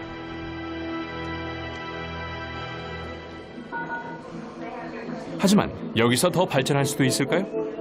사람도 입자로 이루어져 있기 때문에 언젠가는 이 과정을 통해 사람을 순간이동시킬 수도 있지 않을까요?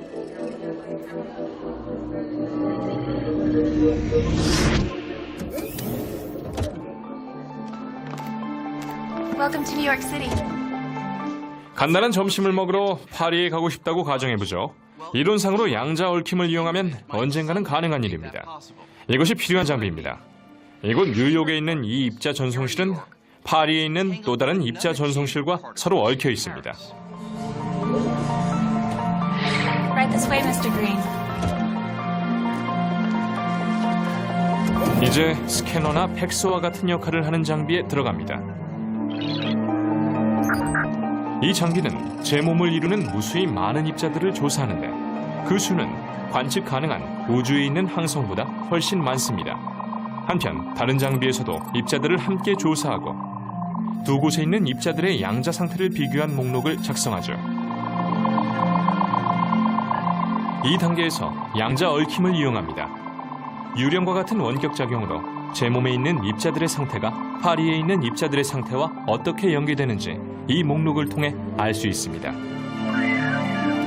다음엔 안내원이 이 목록을 파리에 전송하고 파리에선 이 자료를 이용해 제 몸에 있는 모든 입자와 양자 상태를 정확하게 재구성합니다. 그리고 저의 형태를 새롭게 만들죠. 입자들이 뉴욕에서 파리로 이동하는 것은 아닙니다. 양자 얽힘을 이용해 뉴욕에 있는 저의 양자 상태를 추출한 후 파리에서 재구성하는 것입니다. 마지막 입자 하나까지 말이죠.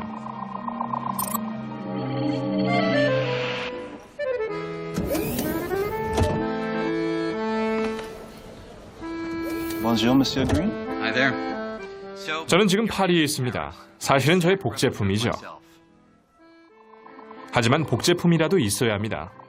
뉴욕에서 저의 모든 입자들의 양자 상태를 측정하면서 실제로 저의 몸이 파괴됐기 때문이죠.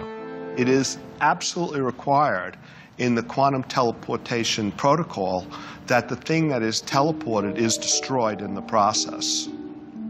And, you know, that does make you a little anxious. I guess you would just end up being a lump of neutrons, protons, and electrons. You wouldn't look too good. 사람을 순간이동시키기엔 아직 갈 길이 멀지만 그 가능성은 의문을 불러일으킵니다. 파리에 도착한 브라이언 그린이 정말 저일까요? 실제로 뉴욕에 있었던 원래의 저와 이곳 파리에 있는 새로운 저는 아무런 차이점이 없습니다. 그 이유는 양자역학에 의하면 저의 정체성을 만드는 것은 물리적인 입자가 아니라 이 입자들이 간직하고 있는 정보이며 이 정보들은 정확하게 순간이동했기 때문입니다.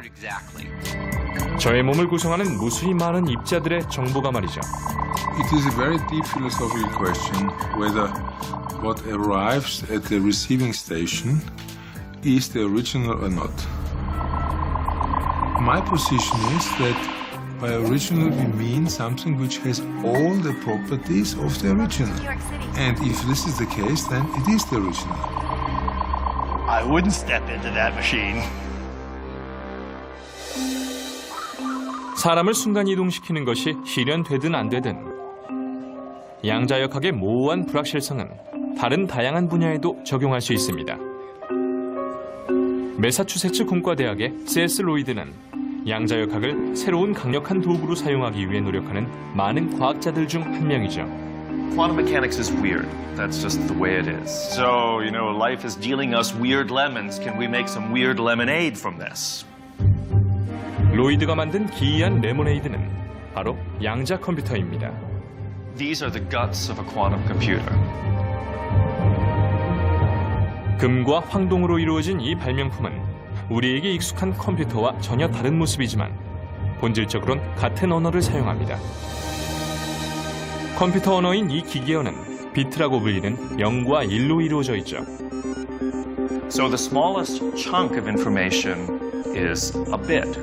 And what a computer does is simply busts up the information into the smallest chunks and then flips them really, really, really rapidly.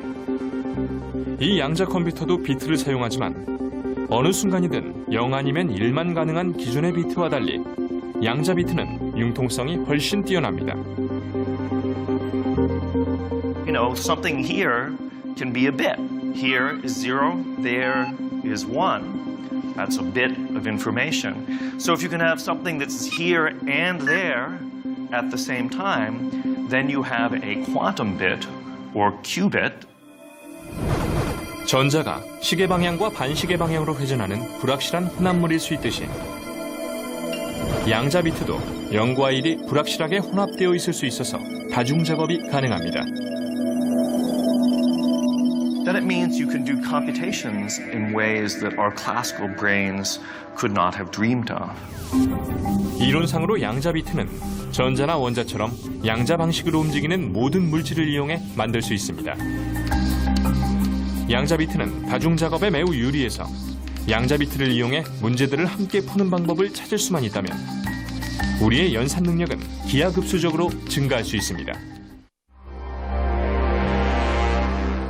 양자 컴퓨터의 성능이 얼마나 강력한지 느껴보기 위해 이렇게 가정해보죠. 미로 한복판에 갇혀 있다고 말이죠.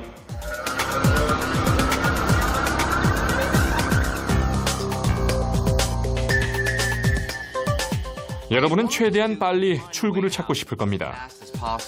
문제는 갈림길이 너무 많다는 것이죠. 저는 한 번에 하나씩 가볼 수밖에 없습니다. 막다른 길을 수없이 만난다는 뜻이죠. 수없이 되돌아와야 하고 수없이 길을 잘못 들어섭니다. 운이 좋게 출구를 찾을 때까지 말이죠. 현재의 컴퓨터도 이런 방식으로 문제를 해결합니다. 처리 속도는 매우 빠르지만 제가 미로 속에서 한 번에 하나의 길만 조사할 수 있듯이 한 번에 하나의 작업만 수행합니다. 하지만 모든 가능성을 동시에 시도할 수 있다면 전혀 다른 상황이 펼쳐지는데 양자 컴퓨터가 바로 이런 식으로 작동합니다. 입자들은 동시에 여러 장소에 존재할 수 있기 때문에 컴퓨터는 많은 수의 경로나 해법을 동시에 조사할 수 있고 곧바로 정답을 찾을 수 있죠. 이런 미로는 조사해야 할 경로의 수가 한정돼 있어서 기존 컴퓨터로 매우 빨리 탈출 경로를 찾을 수 있습니다. 하지만 변수가 수백만 개나 수십억 개에 달한다는 문제를 가정해보죠. 장기 일기예보도 그중 하나입니다. 어쩌면 지진이나 토네이도 같은 자연재해를 예측할 수 있을지도 모르죠. 이런 문제를 당장 해결하는 건 불가능할 겁니다. 어마어마하게 거대한 컴퓨터가 필요하기 때문이죠. 하지만 양자 컴퓨터는 전자 몇백 개만으로도 일을 끝낼 수 있어서 컴퓨터의 뇌에 해당하는 처리 장치가 모래알갱이보다 작을 겁니다. 양자 세계의 위력을 활용하는 우리의 능력은 갈수록 향상되고 있고 어디까지 발전할 수 있을지는 아무도 모릅니다. 하지만 우리에게 많은 혜택을 준 이 이론의 핵심에 불완전한 부분도 여전히 존재한다는 점을 명심해야 합니다. 원자와 입자로 이루어진 양자 단계의 세계에서 나타나는 온갖 기이한 형상들은 어떻게 설명할 수 있을까요? 왜 양자 세계의 물질들은 불확실한 상태에 머무르며 일부는 이곳에, 일부는 저곳에 있는 것처럼 보일까요? 반면 여러분과 저는 결국엔 똑같은 원자와 입자로 이루어져 있는데 하나의 확정된 상태에 고정되어 있는 듯 보입니다. 우리는 이곳 아니면 저곳에만 존재하죠. 닐스 보어는 양자 세계의 이 기이한 불확실성이 물질의 크기가 증가하면서 사라지는 것처럼 보이는 이유를 설명하지 못했습니다. 양자역학이 얼마나 강력하고 정확한지를 입증했듯이 과학자들은 이 이유를 밝혀내기 위해 노력하고 있습니다. 어떤 사람들은 양자역학의 방정식에서 일부 세부 사항이 빠져 있다고 믿습니다. 그래서 미시 세계의 복수의 가능성이 존재하더라도 원자에서 거시 세계의 물체로 올라오는 과정에서 빠져 있는 세부 사항들의 경우의 수를 조절해서 결국에는 이런 다양한 가능성들이 하나만 남기고 사라지고 특정한 하나의 결과만을 낳는다고 주장합니다. 다른 물리학자들은 양자 세계에 존재하는 모든 가능성들이 절대로 사라지지 않으며 각각의 가능한 모든 결과가 실제로 나타난다고 믿습니다. 단지 이들 대부분이 우리 우주와 평행한 다른 우주에서 일어날 뿐이라는 것이죠. 놀라운 가설이긴 하지만 현실 세계가 우리가 보는 하나의 우주를 벗어나 여러 갈래로 끊임없이 분기해 새로운 세계들을 생성하며 모든 가능성을 실제로 구현할 수도 있습니다. 이곳은 양자역학의 경계 지점이며 어느 길로 인도할지는 아무도 모릅니다. The very fact that our reality is much grander than we thought, much more strange and mysterious than we thought, is to me also very beautiful and awe-inspiring. The beauty of science is that it allows you to learn things which go beyond your wildest dreams. And quantum mechanics is the epitome of that. After you learn quantum mechanics, you're never really the same again. 양자역학은 기이한 이론일진 몰라도 확실한 사실은 미시 세계와 거시 세계의 경계가 존재하지 않으며 양자역학의 법칙들이 어디에나 적용된다는 것입니다. 또한 이 기이한 특성들은 미시 세계에서 가장 뚜렷하게 나타납니다. 따라서 양자역학의 발견은 충격적이면서도 짜릿한 현실 세계와 우리의 실체를 밝혀냈고 우리가 우주의 구조를 제대로 이해하는 데 크게 기여했습니다.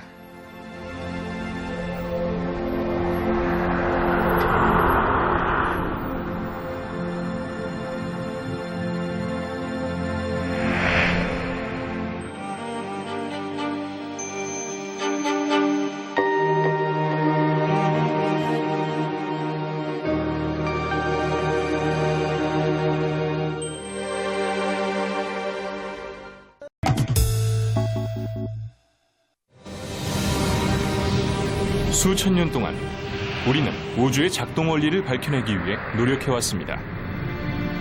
그 결과 상당한 성과를 거두었고 은하계, 항성, 행성의 움직임을 명확하게 설명하는 일련의 법칙들을 발견했죠.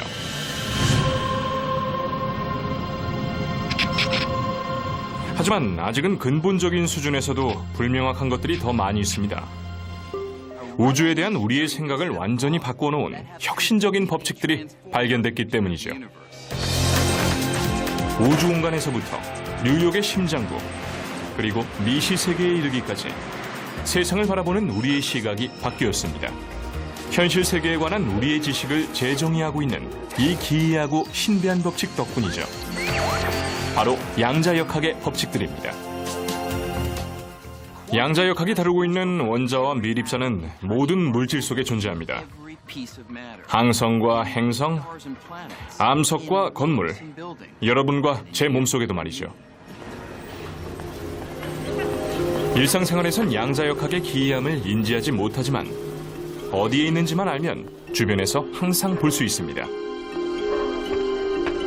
여러분의 시점을 바꾸고 가장 작은 미시 세계인 원자와 입자 단계로 내려가기만 하면 됩니다. 양자 단계로 내려가면 이 미시 세계를 지배하는 규칙은 일상의 커다란 물체들을 지배하는 익숙한 법칙들과 전혀 달라 보이며 이 규칙들을 조금이라도 접하고 나면 세상을 보는 시각이 달라집니다. 얼마 전까지도 우리는 물리 법칙들을 잘 알고 있다고 생각했습니다. 행성이 어떤 식으로 태양 둘레를 공전하는지에서부터 공이 어떤 식으로 보물선을 그리며 날아가는지, 파문이 어떤 식으로 수면 위로 퍼져나가는지까지 말이죠.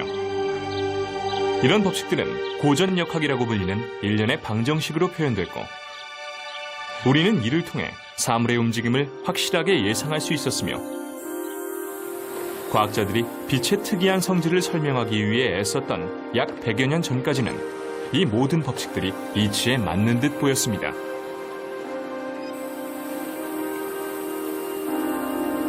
그 예 중에 하나가 유리관 안에서 가스를 가열할 때 발생하는 빛입니다. 두 틈 중에 하나로 통과해 뒤에 있는 막에 부딪힐 거라고 예상할 겁니다.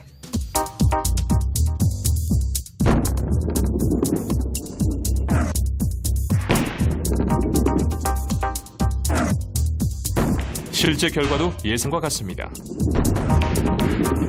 장애물을 통과한 볼링공들은 예외 없이 왼쪽이나 오른쪽 틈의 바로 뒤에 있는 막에 부딪힙니다. 이중틈 실험도 이와 비슷했습니다. 볼링공 대신 크기가 수십억 배나 작은 전자를 사용했다는 점만 다를 뿐이죠. 이 공들이 전자라고 상상해보세요.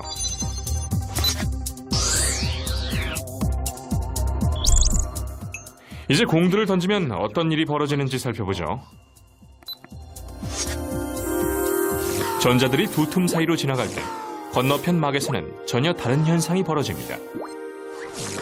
전자들은 단 두 구역에만 부딪히는 것이 아니라 감지막 전체에 부딪히며 줄무늬 모양을 형성하죠. 특히 두 틈 사이에 막혀있는 영역의 바로 뒤쪽에도 이런 줄무늬들이 생깁니다. 대체 어찌된 영문일까요? 1920년대 물리학자들에게도 이 모양이 의미할 수 있는 건 단 하나뿐이었습니다. 바로 파동입니다. 파동은 볼링공이 할 수 없는 온갖 흥미로운 현상을 일으키죠. 갈라지거나 합쳐질 수도 있습니다. 이중 틈 사이로 물결을 통과시키면 물결이 둘로 갈라진 후 두 물결이 교차하고 물결의 마루와 골이 합쳐지며 어떤 곳에선 더 커지고 어떤 곳에선 더 작아집니다. 그리고 때로는 상쇄되어 사라지기도 하죠. 물의 높이가 막에 투사된 빛의 밝기라고 하면 마루와 골은 일련의 줄무늬를 만들어내는데 이것이 바로 간섭무늬입니다. 그렇다면 어떻게 입자인 전자가 이런 무늬를 형성하고 어떻게 파동이 도달하는 영역에 전자가 부딪힐 수 있을까요? Particles are particles, waves are waves. How can a particle be a wave? Unless you give up the idea that it's a particle and think, aha, this thing that I thought was a particle was actually a wave. A wave in an ocean? That's not a particle. The ocean is made out of particles, but the waves in the ocean are not particles. 과학자들은 프리즘을 통과한 이 빛을 관찰했을 때 뜻밖의 현상을 목격했습니다. If you heated up some gas and looked at it through a prism, it formed lines.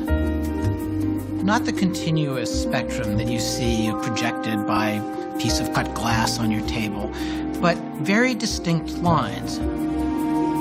it wouldn't give out a smeared kind of complete rainbow of light. It would give out sort of pencil beams of light at very specific colors. And it was something of a mystery how to understand what was going on.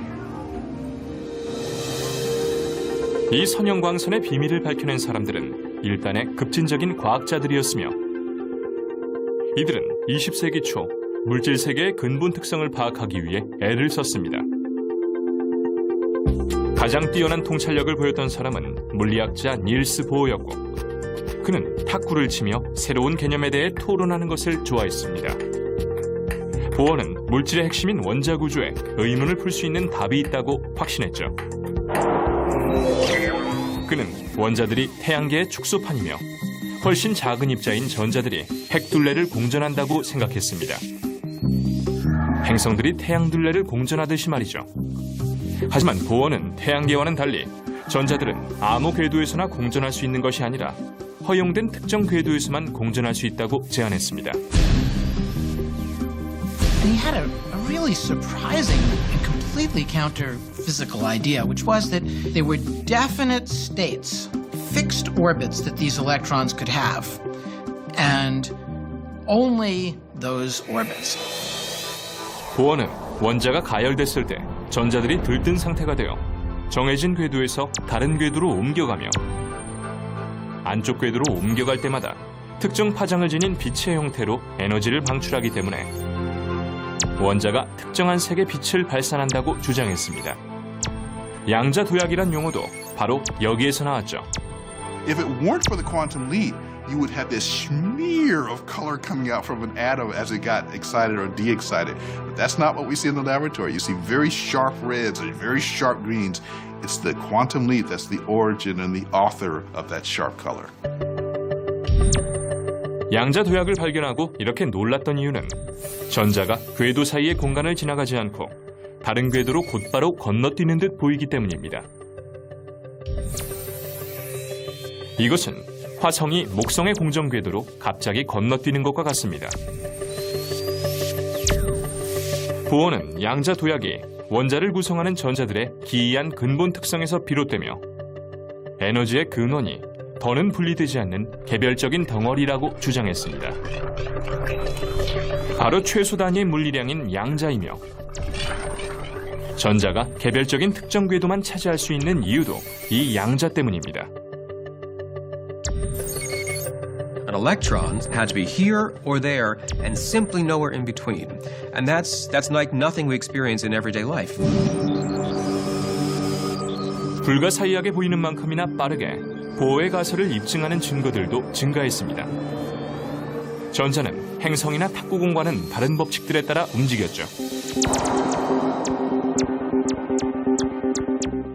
보어의 발견은 판도를 바꾸어 놓았습니다. 원자에 대한 새로운 개념을 바탕으로 보어와 동료들은 정설로 받아들여졌던 물리 법칙들과 충돌했습니다. 양자 도약은 그 신호탄일 뿐이었고 이내 보어는 자신의 급진적인 견해 덕분에 역사상 최고의 물리학자로 손꼽히는 사람과 맞섭니다. 아인슈타인은 새로운 개념들을 두려워하지 않았죠. 하지만 1920년대 동안 양자역학 분야는 아인슈타인의 바람과 다른 방향으로 흘러가기 시작했습니다. 현상을 완벽하고 명확하게 예측했던 고전 물리학의 특징에서 급격하게 탈피하기 시작했던 것이죠. 특히 이중 틈 실험이라고 알려지게 될 한 실험에서 양자에 얽힌 새로운 의문들이 밝혀졌습니다. 확실성을 바탕으로 현실 세계를 설명할 방법을 찾고 있었다면 그 기대는 산산조각 났을 겁니다.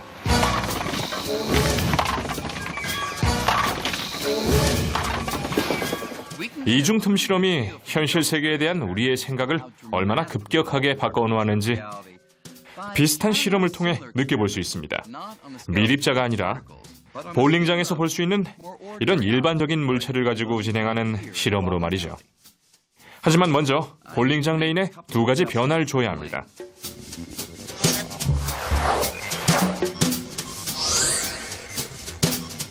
이제 볼링공을 몇 차례에 걸쳐 레인에 굴리면 볼링공이 장애물에 막히거나 And rocks are not waves. Rocks are rocks. So So a rock is an example of a particle, an ocean wave is an example of an ocean wave, and now somebody's telling you a rock is like an ocean wave. What?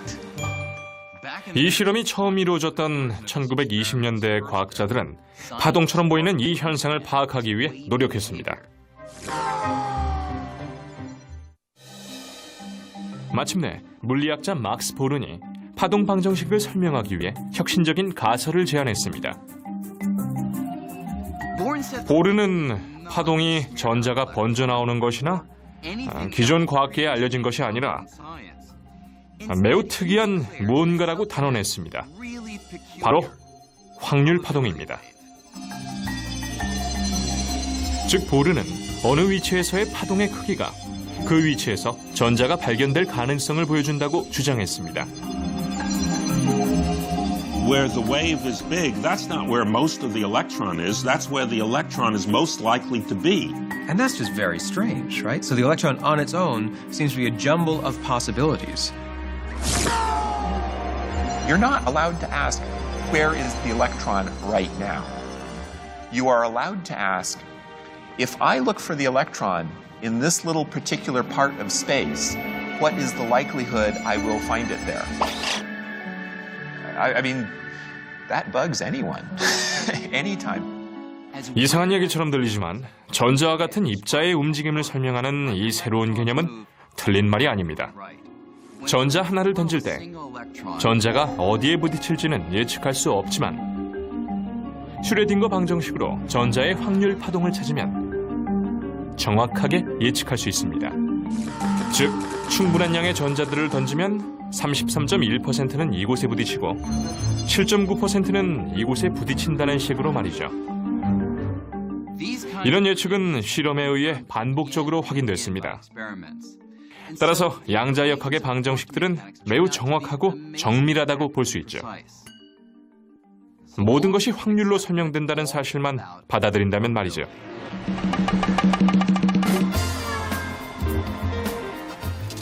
확률의 의미가 추측이라고 좁혀 생각한다면 라스베이거스의 카지노는 이 생각이 틀렸다는 것을 보여줍니다. 여러분도 이 확률 게임을 시도해보면 Places where ice is hot and rain is made of iron. They are uncharted, unearthly, and unpredictable.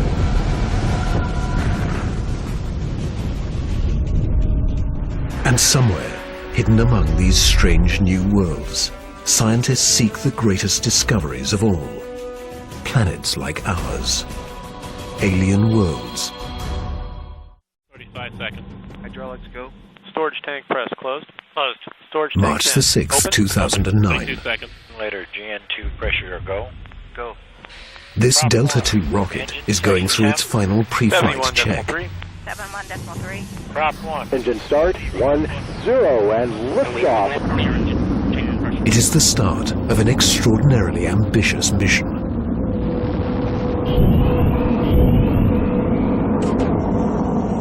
The Kepler Space Observatory is hunting for Earth-like planets within a region of 100,000 stars.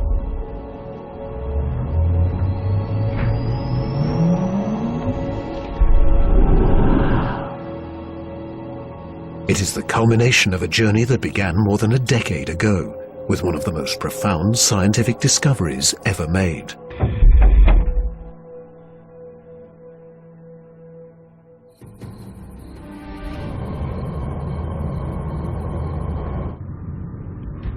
In 1995, Swiss astronomer Michel Mayor and his team make a routine observation of stars in the constellation Pegasus, located 50 light-years away. But the instruments show something strange. One star is violently lurching and wobbling. What we discovered, it's one of these stars have a velocity changing with time. What is powerful enough to disturb a star the size of our sun? Mayor offers a radical answer: a planet. But no one has ever seen a planet around another sun-like star. problem in detecting planets around other stars is that as a planet orbits a nearby star, that planet gets lost because of its feeble light in the glare of the very bright star. In spite of the odds, Mayor relies on his data and is convinced the wobbles are caused by the gravitational pull of an orbiting planet. When I read this claim from Michel Mayor, I was very skeptical. There had been many false claims of the first planet ever discovered around another star, and I thought to myself, oh boy, here we go again.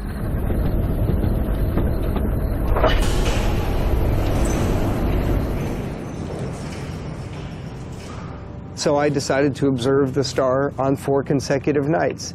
And stunningly, the star was shown to wobble exactly as Michel Mayor had said. Michel Mayor and his teammate Didier Queloz announced their discovery. It rocks the scientific community. They had found for the first time reproducible, confirmable evidence of the existence of a planet around a sun-like star.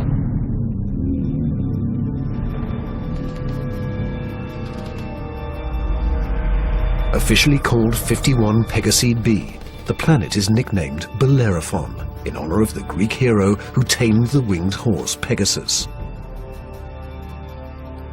It is a planet that breaks all the rules. Bellerophon roasts in the blazing starlight at temperatures of roughly 1,800 degrees Fahrenheit, almost 1,000 degrees Celsius. It is nearly 150 times more massive than Earth and is a gas giant like Jupiter. A gas giant is a planet made mostly of hydrogen and helium. Only the outer layers are gas, but inside, hydrogen and helium is compressed to huge, huge, huge pressures. It doesn't resemble a gas at all. Unlike anything found in our solar system, this is an entirely new class of planet, what scientists call a hot Jupiter. If you go to Hawaii and see the lava flow there, that's how hot a hot Jupiter is. It's very, very hot. The Earth is a comfortable 93 million miles, or 150 million kilometers away from the Sun. These hot Jupiters are roughly 100 times closer, and so the amount of sunlight that they get is 10,000 times larger. If this represents a star, and this a hot Jupiter is 3 to 4 stellar diameters away from the star. So that would be 1, 2, 3. This is how close a hot Jupiter would be to its star. Hot Jupiters are tidally locked. They present the same face to the star at all times, just like the moon does to Earth. It's going to be permanent daylight on one side and permanent nighttime on the back. If I were stuck on a hot Jupiter, I'd want to be on the back side and hope that some of the heat from the front side facing the star would make its way around the back.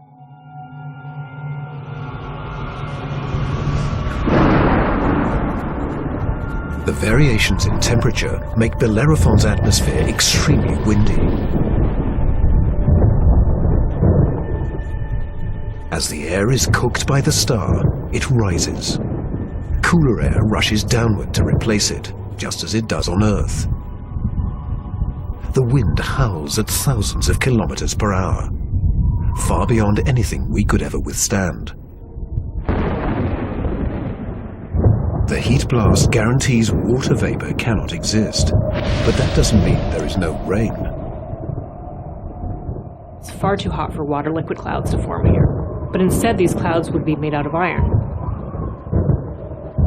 Iron vapor can exist at much higher temperatures than water. And because of that, things could get a little messy.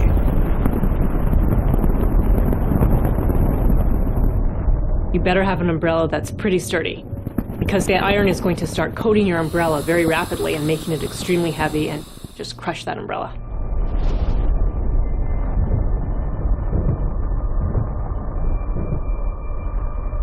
The sky overhead is filled with dancing curtains of color.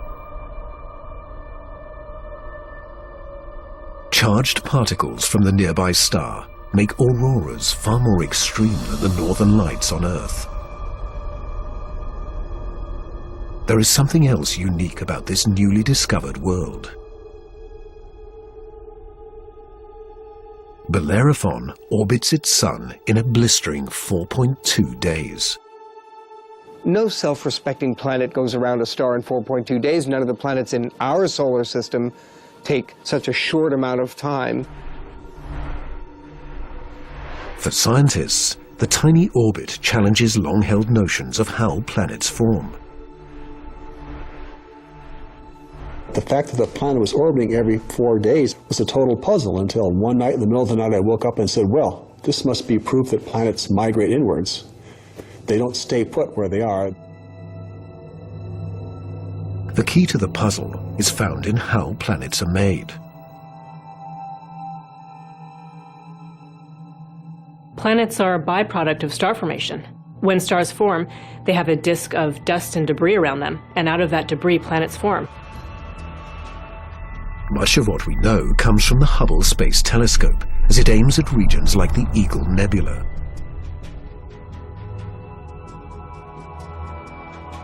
This interstellar cloud is studded with collapsing disks of dust and gas.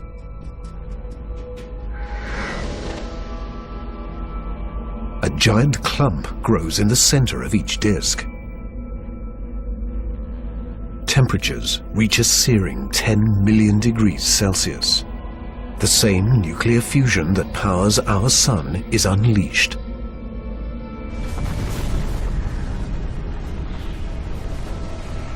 The star is born. Radiation from the star generates a stellar wind that sweeps away leftover dust and debris. Some of the dust survives and remains in orbit around the newborn star.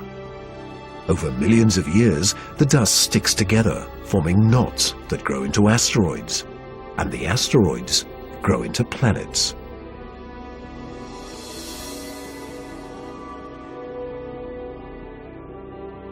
These planets migrate through the disk until they find a stable orbit. This is why Bellerophon is so close to its parent star. But one newly discovered world has found its stable orbit in a place no planet should ever go.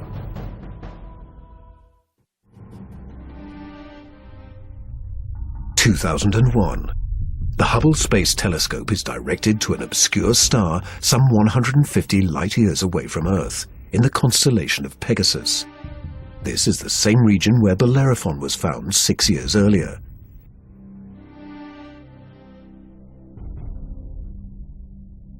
Hubble is tracking another hot Jupiter, discovered by astronomer Jeff Marcy.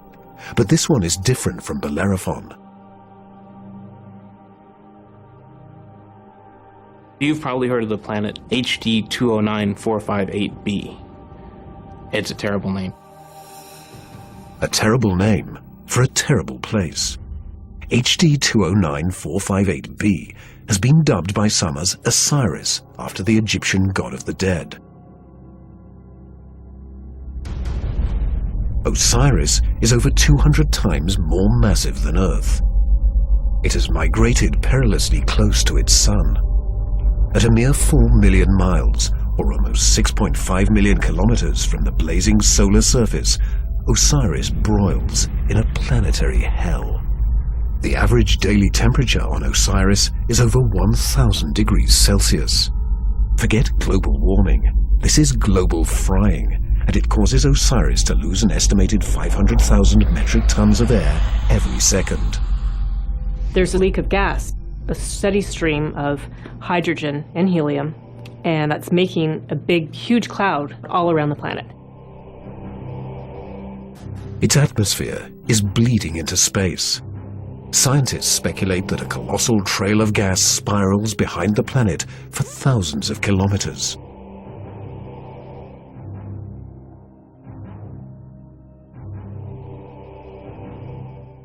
Osiris presents an unprecedented opportunity for astronomers. Using Hubble, they analyzed the alien planet's bloated atmosphere. This is the absolutely first time where we could tell what is the composition of the atmosphere of an extrasolar planet.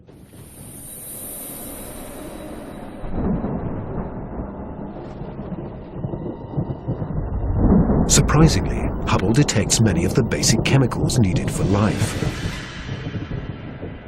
Sodium, carbon, hydrogen, and oxygen. But Osiris is far too hot for life as we know it. There may be other forms of life, however, that thrive on higher temperatures. But there's no solid surface as we know it on a hot Jupiter. So this life would have to be just tiny little microbes floating around on aerosols. And on our own Earth, we have life that floats around in our atmosphere. But that life didn't start there. So life almost certainly would not exist on hot Jupiters.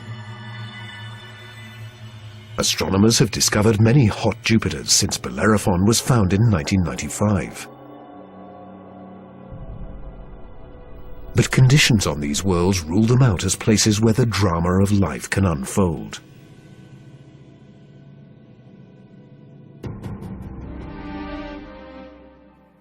However, one of these gas giants is a planet that teases the rules of evolution.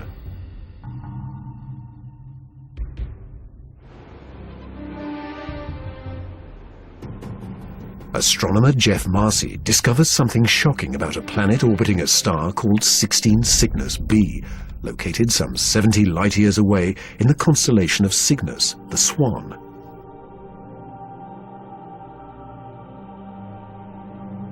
The planet was clearly in an elongated orbit, bringing the planet close to and then far from the host star.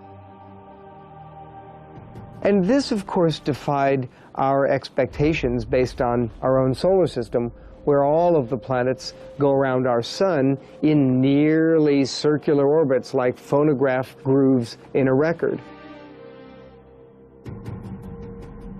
Like a giant yo-yo in space, the gas giant swings back and forth across its solar system. That's like the Earth swooping 25 million miles, more than 40 million kilometers closer to the Sun, then slinging past Mars, all the way out toward Jupiter every year.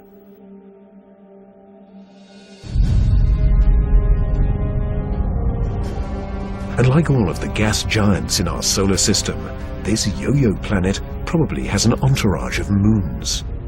Marcy speculates that one of these moons could be similar to Earth. And here's where the interesting story begins.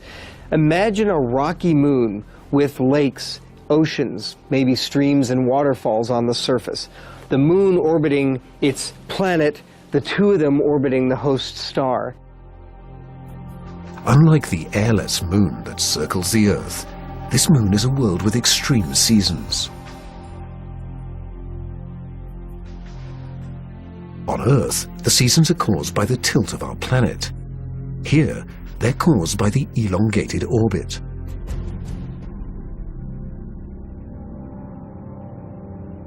These poor planets that are in these elongated elliptical orbits suffer terrible changes in their climate throughout a year.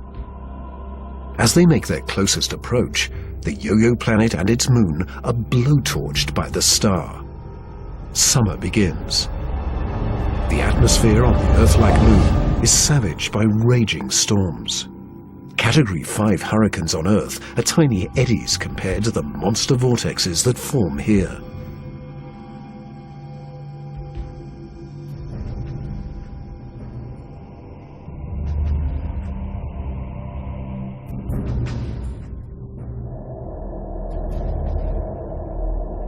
The clouds thicken as the water evaporates.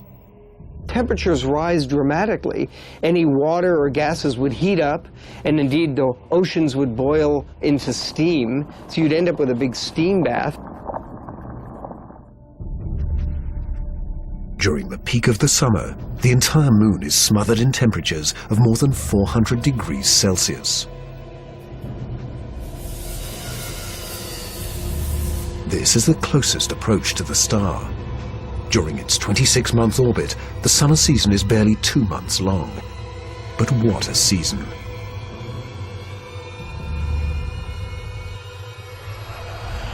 The planet and its moon swing away from the furnace of the star. Temperatures fall to ranges we would find temperate and comfortable.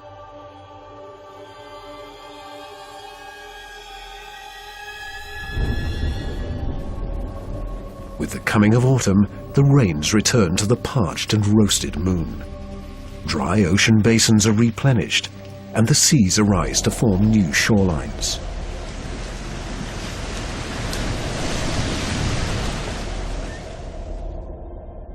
Tranquility prevails as the yo-yo planet and its moon slip into the deep freeze of winter.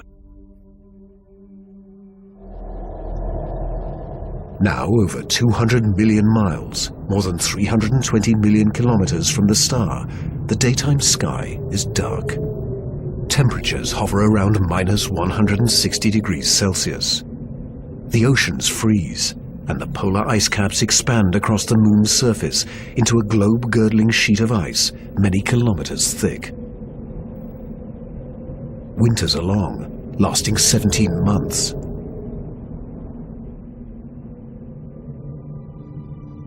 With the coming of spring, the sun looms large in the skies over this hapless moon as the ice cracks and melts violently. Huge icebergs carve into a stormy and fast-rising ocean.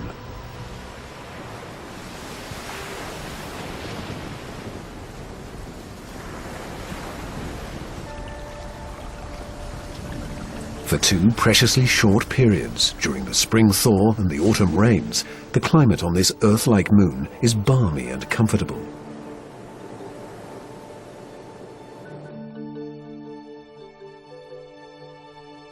At a distance of 93 million miles, or 150 million kilometers from the star, roughly the same distance as Earth from the Sun, the elliptical orbit of this planet and its moon crosses an area around the star some scientists call the Goldilocks zone. The conditions here are just right for life.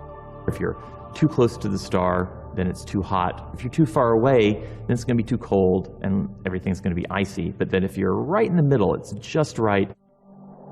Every star has a Goldilocks zone. Where that zone is depends on the size and temperature of the star. In our solar system, Venus marks the inner boundary and Mars the outer boundary. Earth and its abundance of life is right in the middle. The yo-yo planet passes through the Goldilocks zone twice a year, for 3.5 months during the spring as it races inbound, and again in the autumn for 3.5 months as it hurtles back into the colder reaches of space. Could life survive the conditions outside the Goldilocks zone?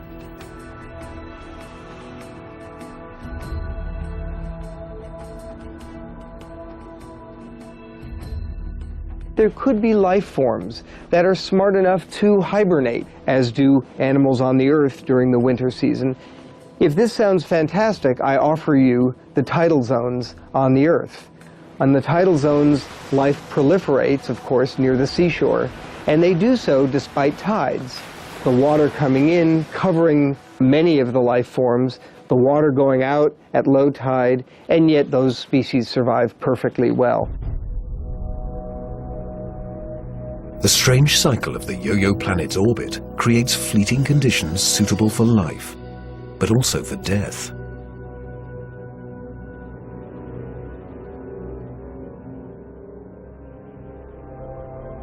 Some alien planets are even more bizarre. Imagine a world that has no star to orbit. Scientists speculate that our galaxy is teeming with rogue planets, adrift in the murky lanes of interstellar space.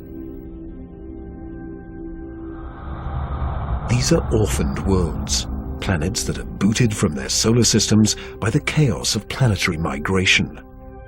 Astronomers call such worlds planemos.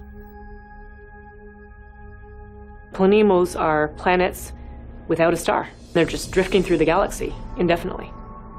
What massive force would it take to kick a planet out of the solar system? When a young star forms with a contingent of planets around it, many of those planets gravitationally interact with each other. They yank on each other, slingshot each other, so that one of them is ejected from the planetary system, voted off the island, if you will. If you were unfortunately a resident on a planet that was kicked out by a collision or a near collision with another large object, you'd probably rapidly move out of the habitable zone. There are hundreds of billions of these lost, wayward, poor, wandering planets out in our Milky Way galaxy with no parent star to warm them up. Cold, dark, and quiet. Because planemos have no sun, they are worlds without days or years.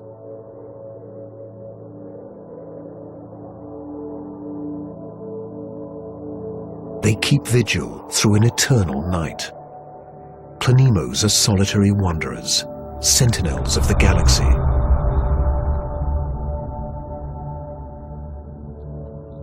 But just because it's out there drifting in space doesn't mean a planemo is dead. If the planemo is a rocky world, it could well have life on it. A small rocky planemo without an atmosphere will slumber in extreme cold, far colder than the coldest winter's day at our own South Pole.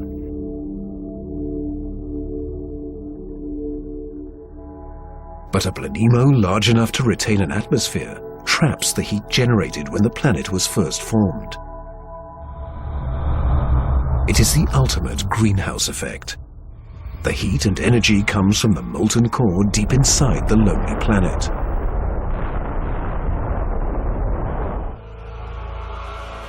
If the planemo is a gas giant like Jupiter, it may have a system of moons. The gravitational pull between the planemo and its moons creates friction, causing the interior of the moons to stay warm. These moons could also have life on them, in the same way that Jupiter's moon Io has volcanoes and has a lot of heat energy being generated by interactions with Jupiter and the other moons. If anything lives here, it will be single-cell organisms, like common bacteria found on Earth, not complex life forms. Without a sun to provide photosynthesis, these tiny organisms derive their energy from the chemistry in the soil of the planemo or its moon.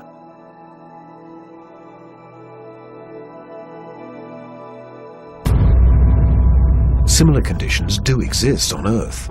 Colonies of bacteria are found deep within mine shafts in South Africa.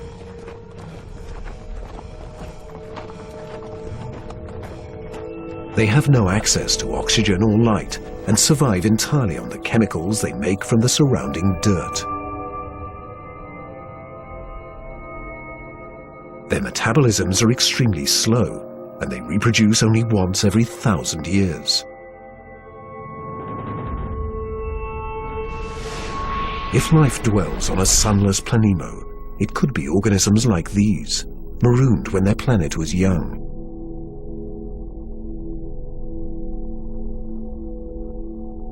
While planemos slumber undisturbed, one world has been racked by chaotic changes since the dawn of time.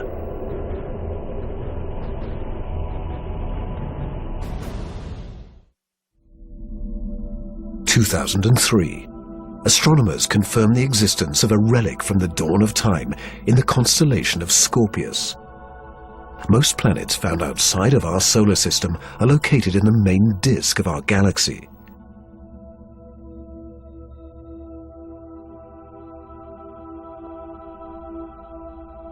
But this world is perched high above the plane of the Milky Way in a cluster of nearly 10,000 primordial stars.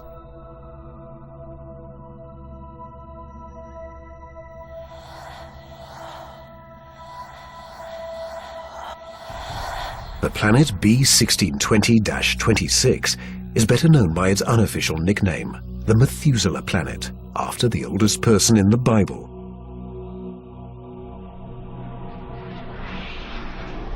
The reason this has been known as the Methuselah planet is because that cluster is about 12 billion years old or so. Earth is a planetary teenager compared to old Methuselah.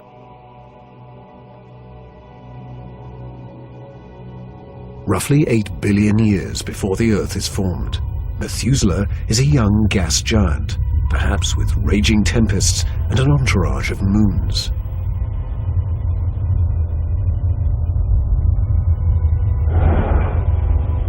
Eons pass, and the winds and the storms abate, leaving behind a peaceful world.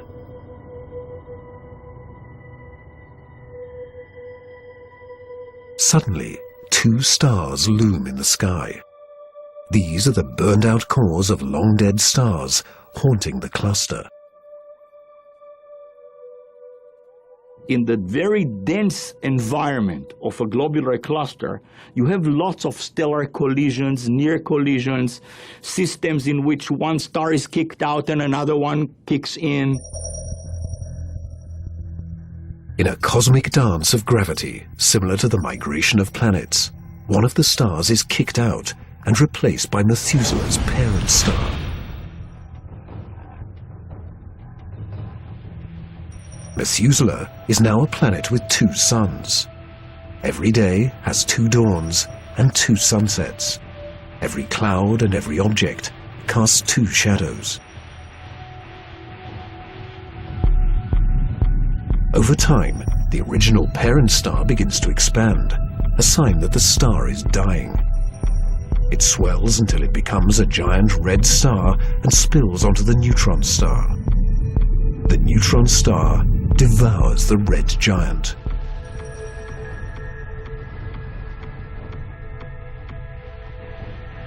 Today, Methuselah is a world imprisoned by the skeletons of 2 dead stars, the stripped core of the red giant and its companion, the pulsing neutron star.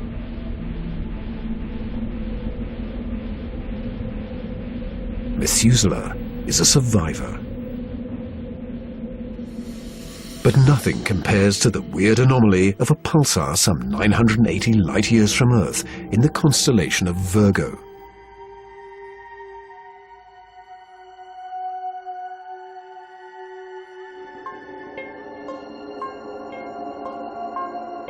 From afar, a pulsar looks like a blinking light, but up close, pulsars machine gun their surroundings with deadly radiation.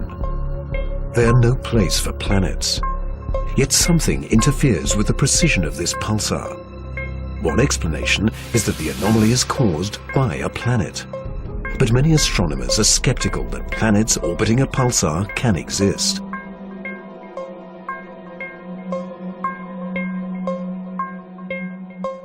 The reason that's a problem is because pulsars are formed in these incredible explosions.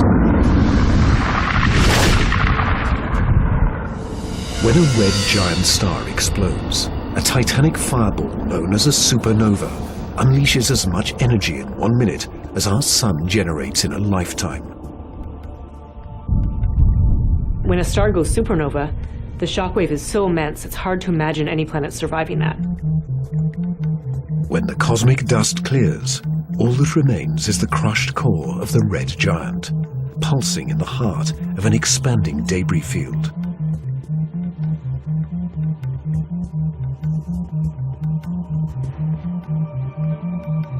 Matter blasted from the colossal explosion falls back to the pulsar and forms a disk. Within this chaos, a new world arises, born from fire and destruction, a planetary zombie raised from the carcass of the former red giant star. It's amazing that planets could form in that environment. A planet orbiting a pulsar will give you the feeling of being in a disco bar with a very strong strobe light, which is the pulsar.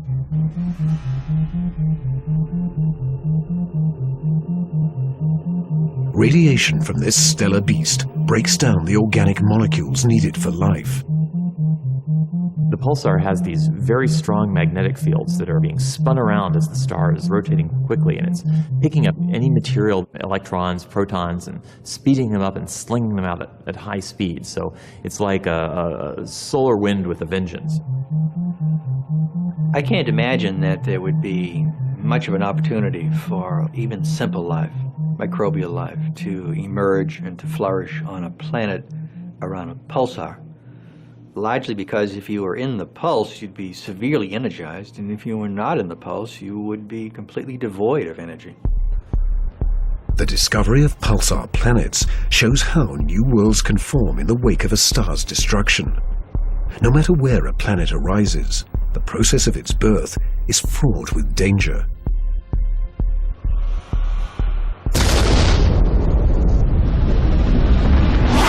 Sometimes the violence is so great, the end of the world comes before the beginning. 2007. Astronomers using the giant Gemini North Telescope make a strange discovery in the Pleiades cluster, some 400 light-years from Earth. A star known only by its catalogue number HD 23514 is surrounded by a giant donut-shaped cloud of dust and gas. The star in the middle of the donut shape is about 100 million years old, a cosmic toddler in astronomical terms. Our Sun is 45 times older. The conditions are perfect for planets to form. But spectral analysis finds something strange. The dust is utterly pulverized.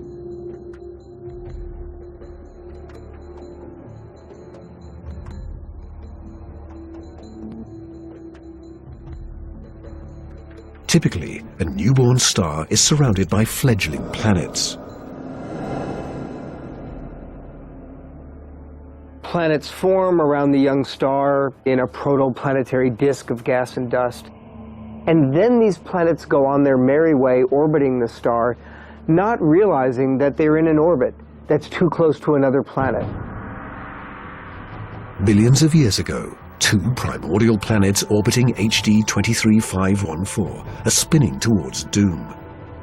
As the two worlds close in, tidal forces torque each planet from spherical to egg-shaped.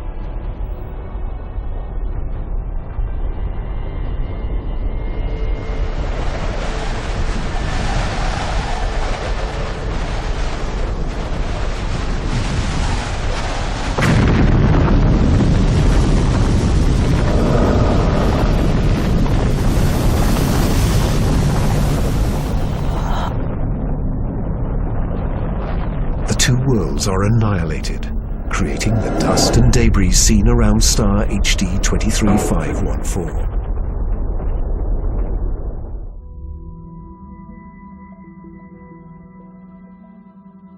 There is a new planet out there, a planet we were not aware of existing before. It is not just one planet, it is a new type of planet, Earth on steroids. I like to call them super-Earths. They're just like the Earth, except bigger, up to about 10 times the mass of the Earth. One family that the super-Earths resemble just like our own Earth, continents, oceans. Some of them may be very dry, like Mars. And then another family that we call water worlds or ocean planets that are completely covered with water. Welcome to Gliese 581c.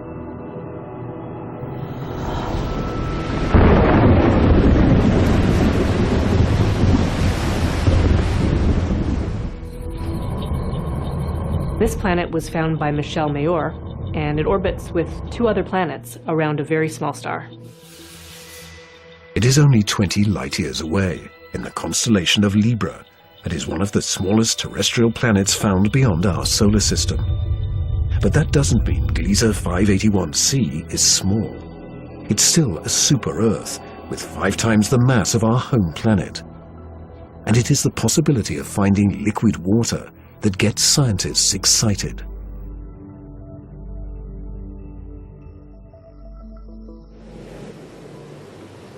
An ocean planet feels like being in the middle of the Pacific Ocean, with no land in sight, just water, puffy white clouds, and blue sky above you. The winds on the ocean world are going to be similar to that of the Earth. So it will be a very good place to sail. The weather's absolutely perfect. Every day you get a clear blue sky and the sun just stays in the same place. Now how's that for weather prediction? No land anywhere, even far beneath the surface. When you have a large amount of water, then at the bottom of an ocean, you will form very high pressure in excess of 1 million atmospheres. And that pressure will compress the liquid water, that is the ocean, into a state which we call ice 7.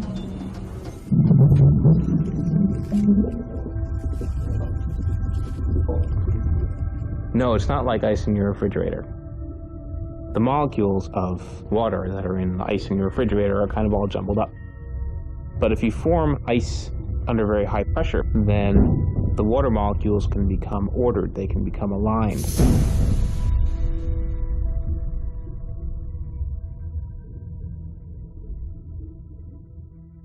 I can show you a crystal that is a very good analog to ice 7. This is halite, also known commonly as rock salt. Ice 7 may exist within our own solar system. Europa, one of Jupiter's moons, may have a mantle of liquid water surrounded by a thick, icy crust. The pressure from the crust is so great that Ice 7 might exist deep within these uncharted seas. If we scale up and thaw out Europa, it may be a water world similar to Gliese 581c.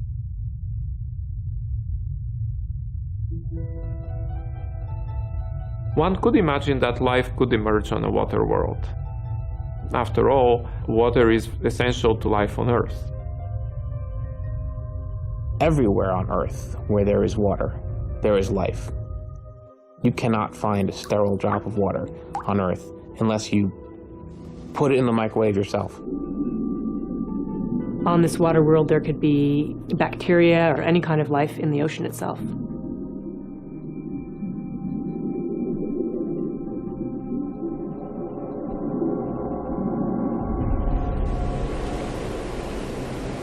But not all super-Earths are water worlds teeming with life.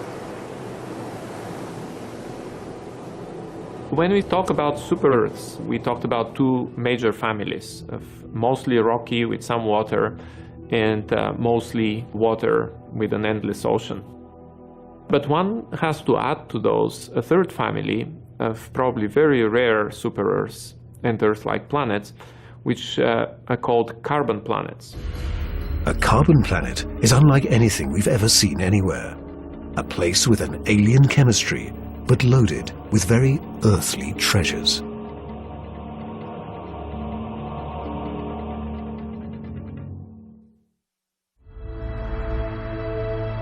Throughout our galaxy, there are planets which are barren and poor and inhospitable. But science is on the trail of a new type of planet, an entire world of treasure. In our own solar system, in our sun and in all the stars nearby, there's always more oxygen than carbon. But if we think of a place in the universe where there's more carbon than oxygen, then planet formation is very different. Spectral analysis shows carbon to be far more plentiful 26,000 light-years away, near the center of our galaxy. Planets that form here may contain a rich abundance of carbon.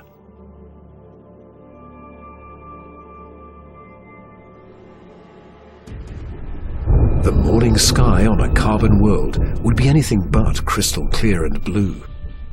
I'm picturing a yellow haze with black clouds of soot.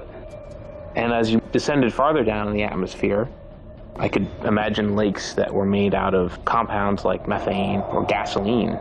I'm picturing these bubbling, foul-smelling pits of black ooze, like an oil well. With little or no water in the atmosphere, the air is made of carbon compounds. Methane, butane, pentane, benzene, all these different kinds of carbon compounds that separate out when you refine gasoline. One day it might be raining benzene. The next day it might be raining butane. As alien as carbon planets might seem, the air quality could be familiar to some. The air in a very benzene-rich planet will resemble that of LA. A lot of smog particles that unfortunately we are quite used to from the exhaust of cars. Despite the pollution, carbon planets could come with a sparkling upside. You might see diamond because the planet may have substantial quantities of pure carbon that it's formed out of.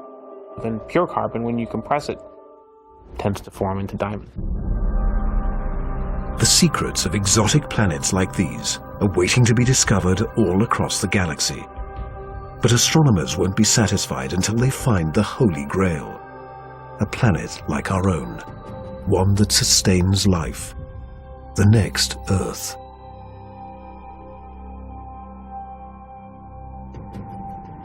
People always ask me, do I think we're going to find another planet like Earth?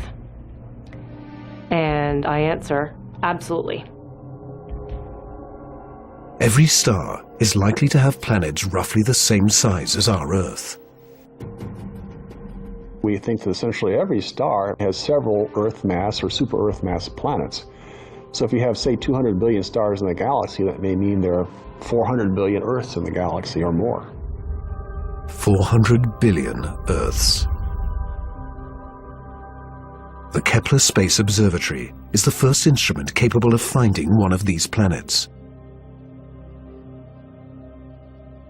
Kepler is looking at the constellation Cygnus in the night sky at 100,000 stars, taking picture after picture after picture, minute after minute. And the goal of Kepler is simple: to look for stars among the 100,000 that dim. When a star dims slightly, it means a planet is passing in front, blocking some of the light. How long the star dims and how much light gets blocked will tell scientists about the size of the planet and the distance from its sun. A good analogy for this is looking for the dip in the light that you would see from a searchlight if a small moth flew across the searchlight. And so it's a really tiny dip in the light as the planet transits. It is a very powerful technique because it allows you to discover planets that are even smaller than the size of the Earth around stars similar to the Sun. It is a technique that is changing the course of science. We think we may be able to find a planet that is habitable in the next few years.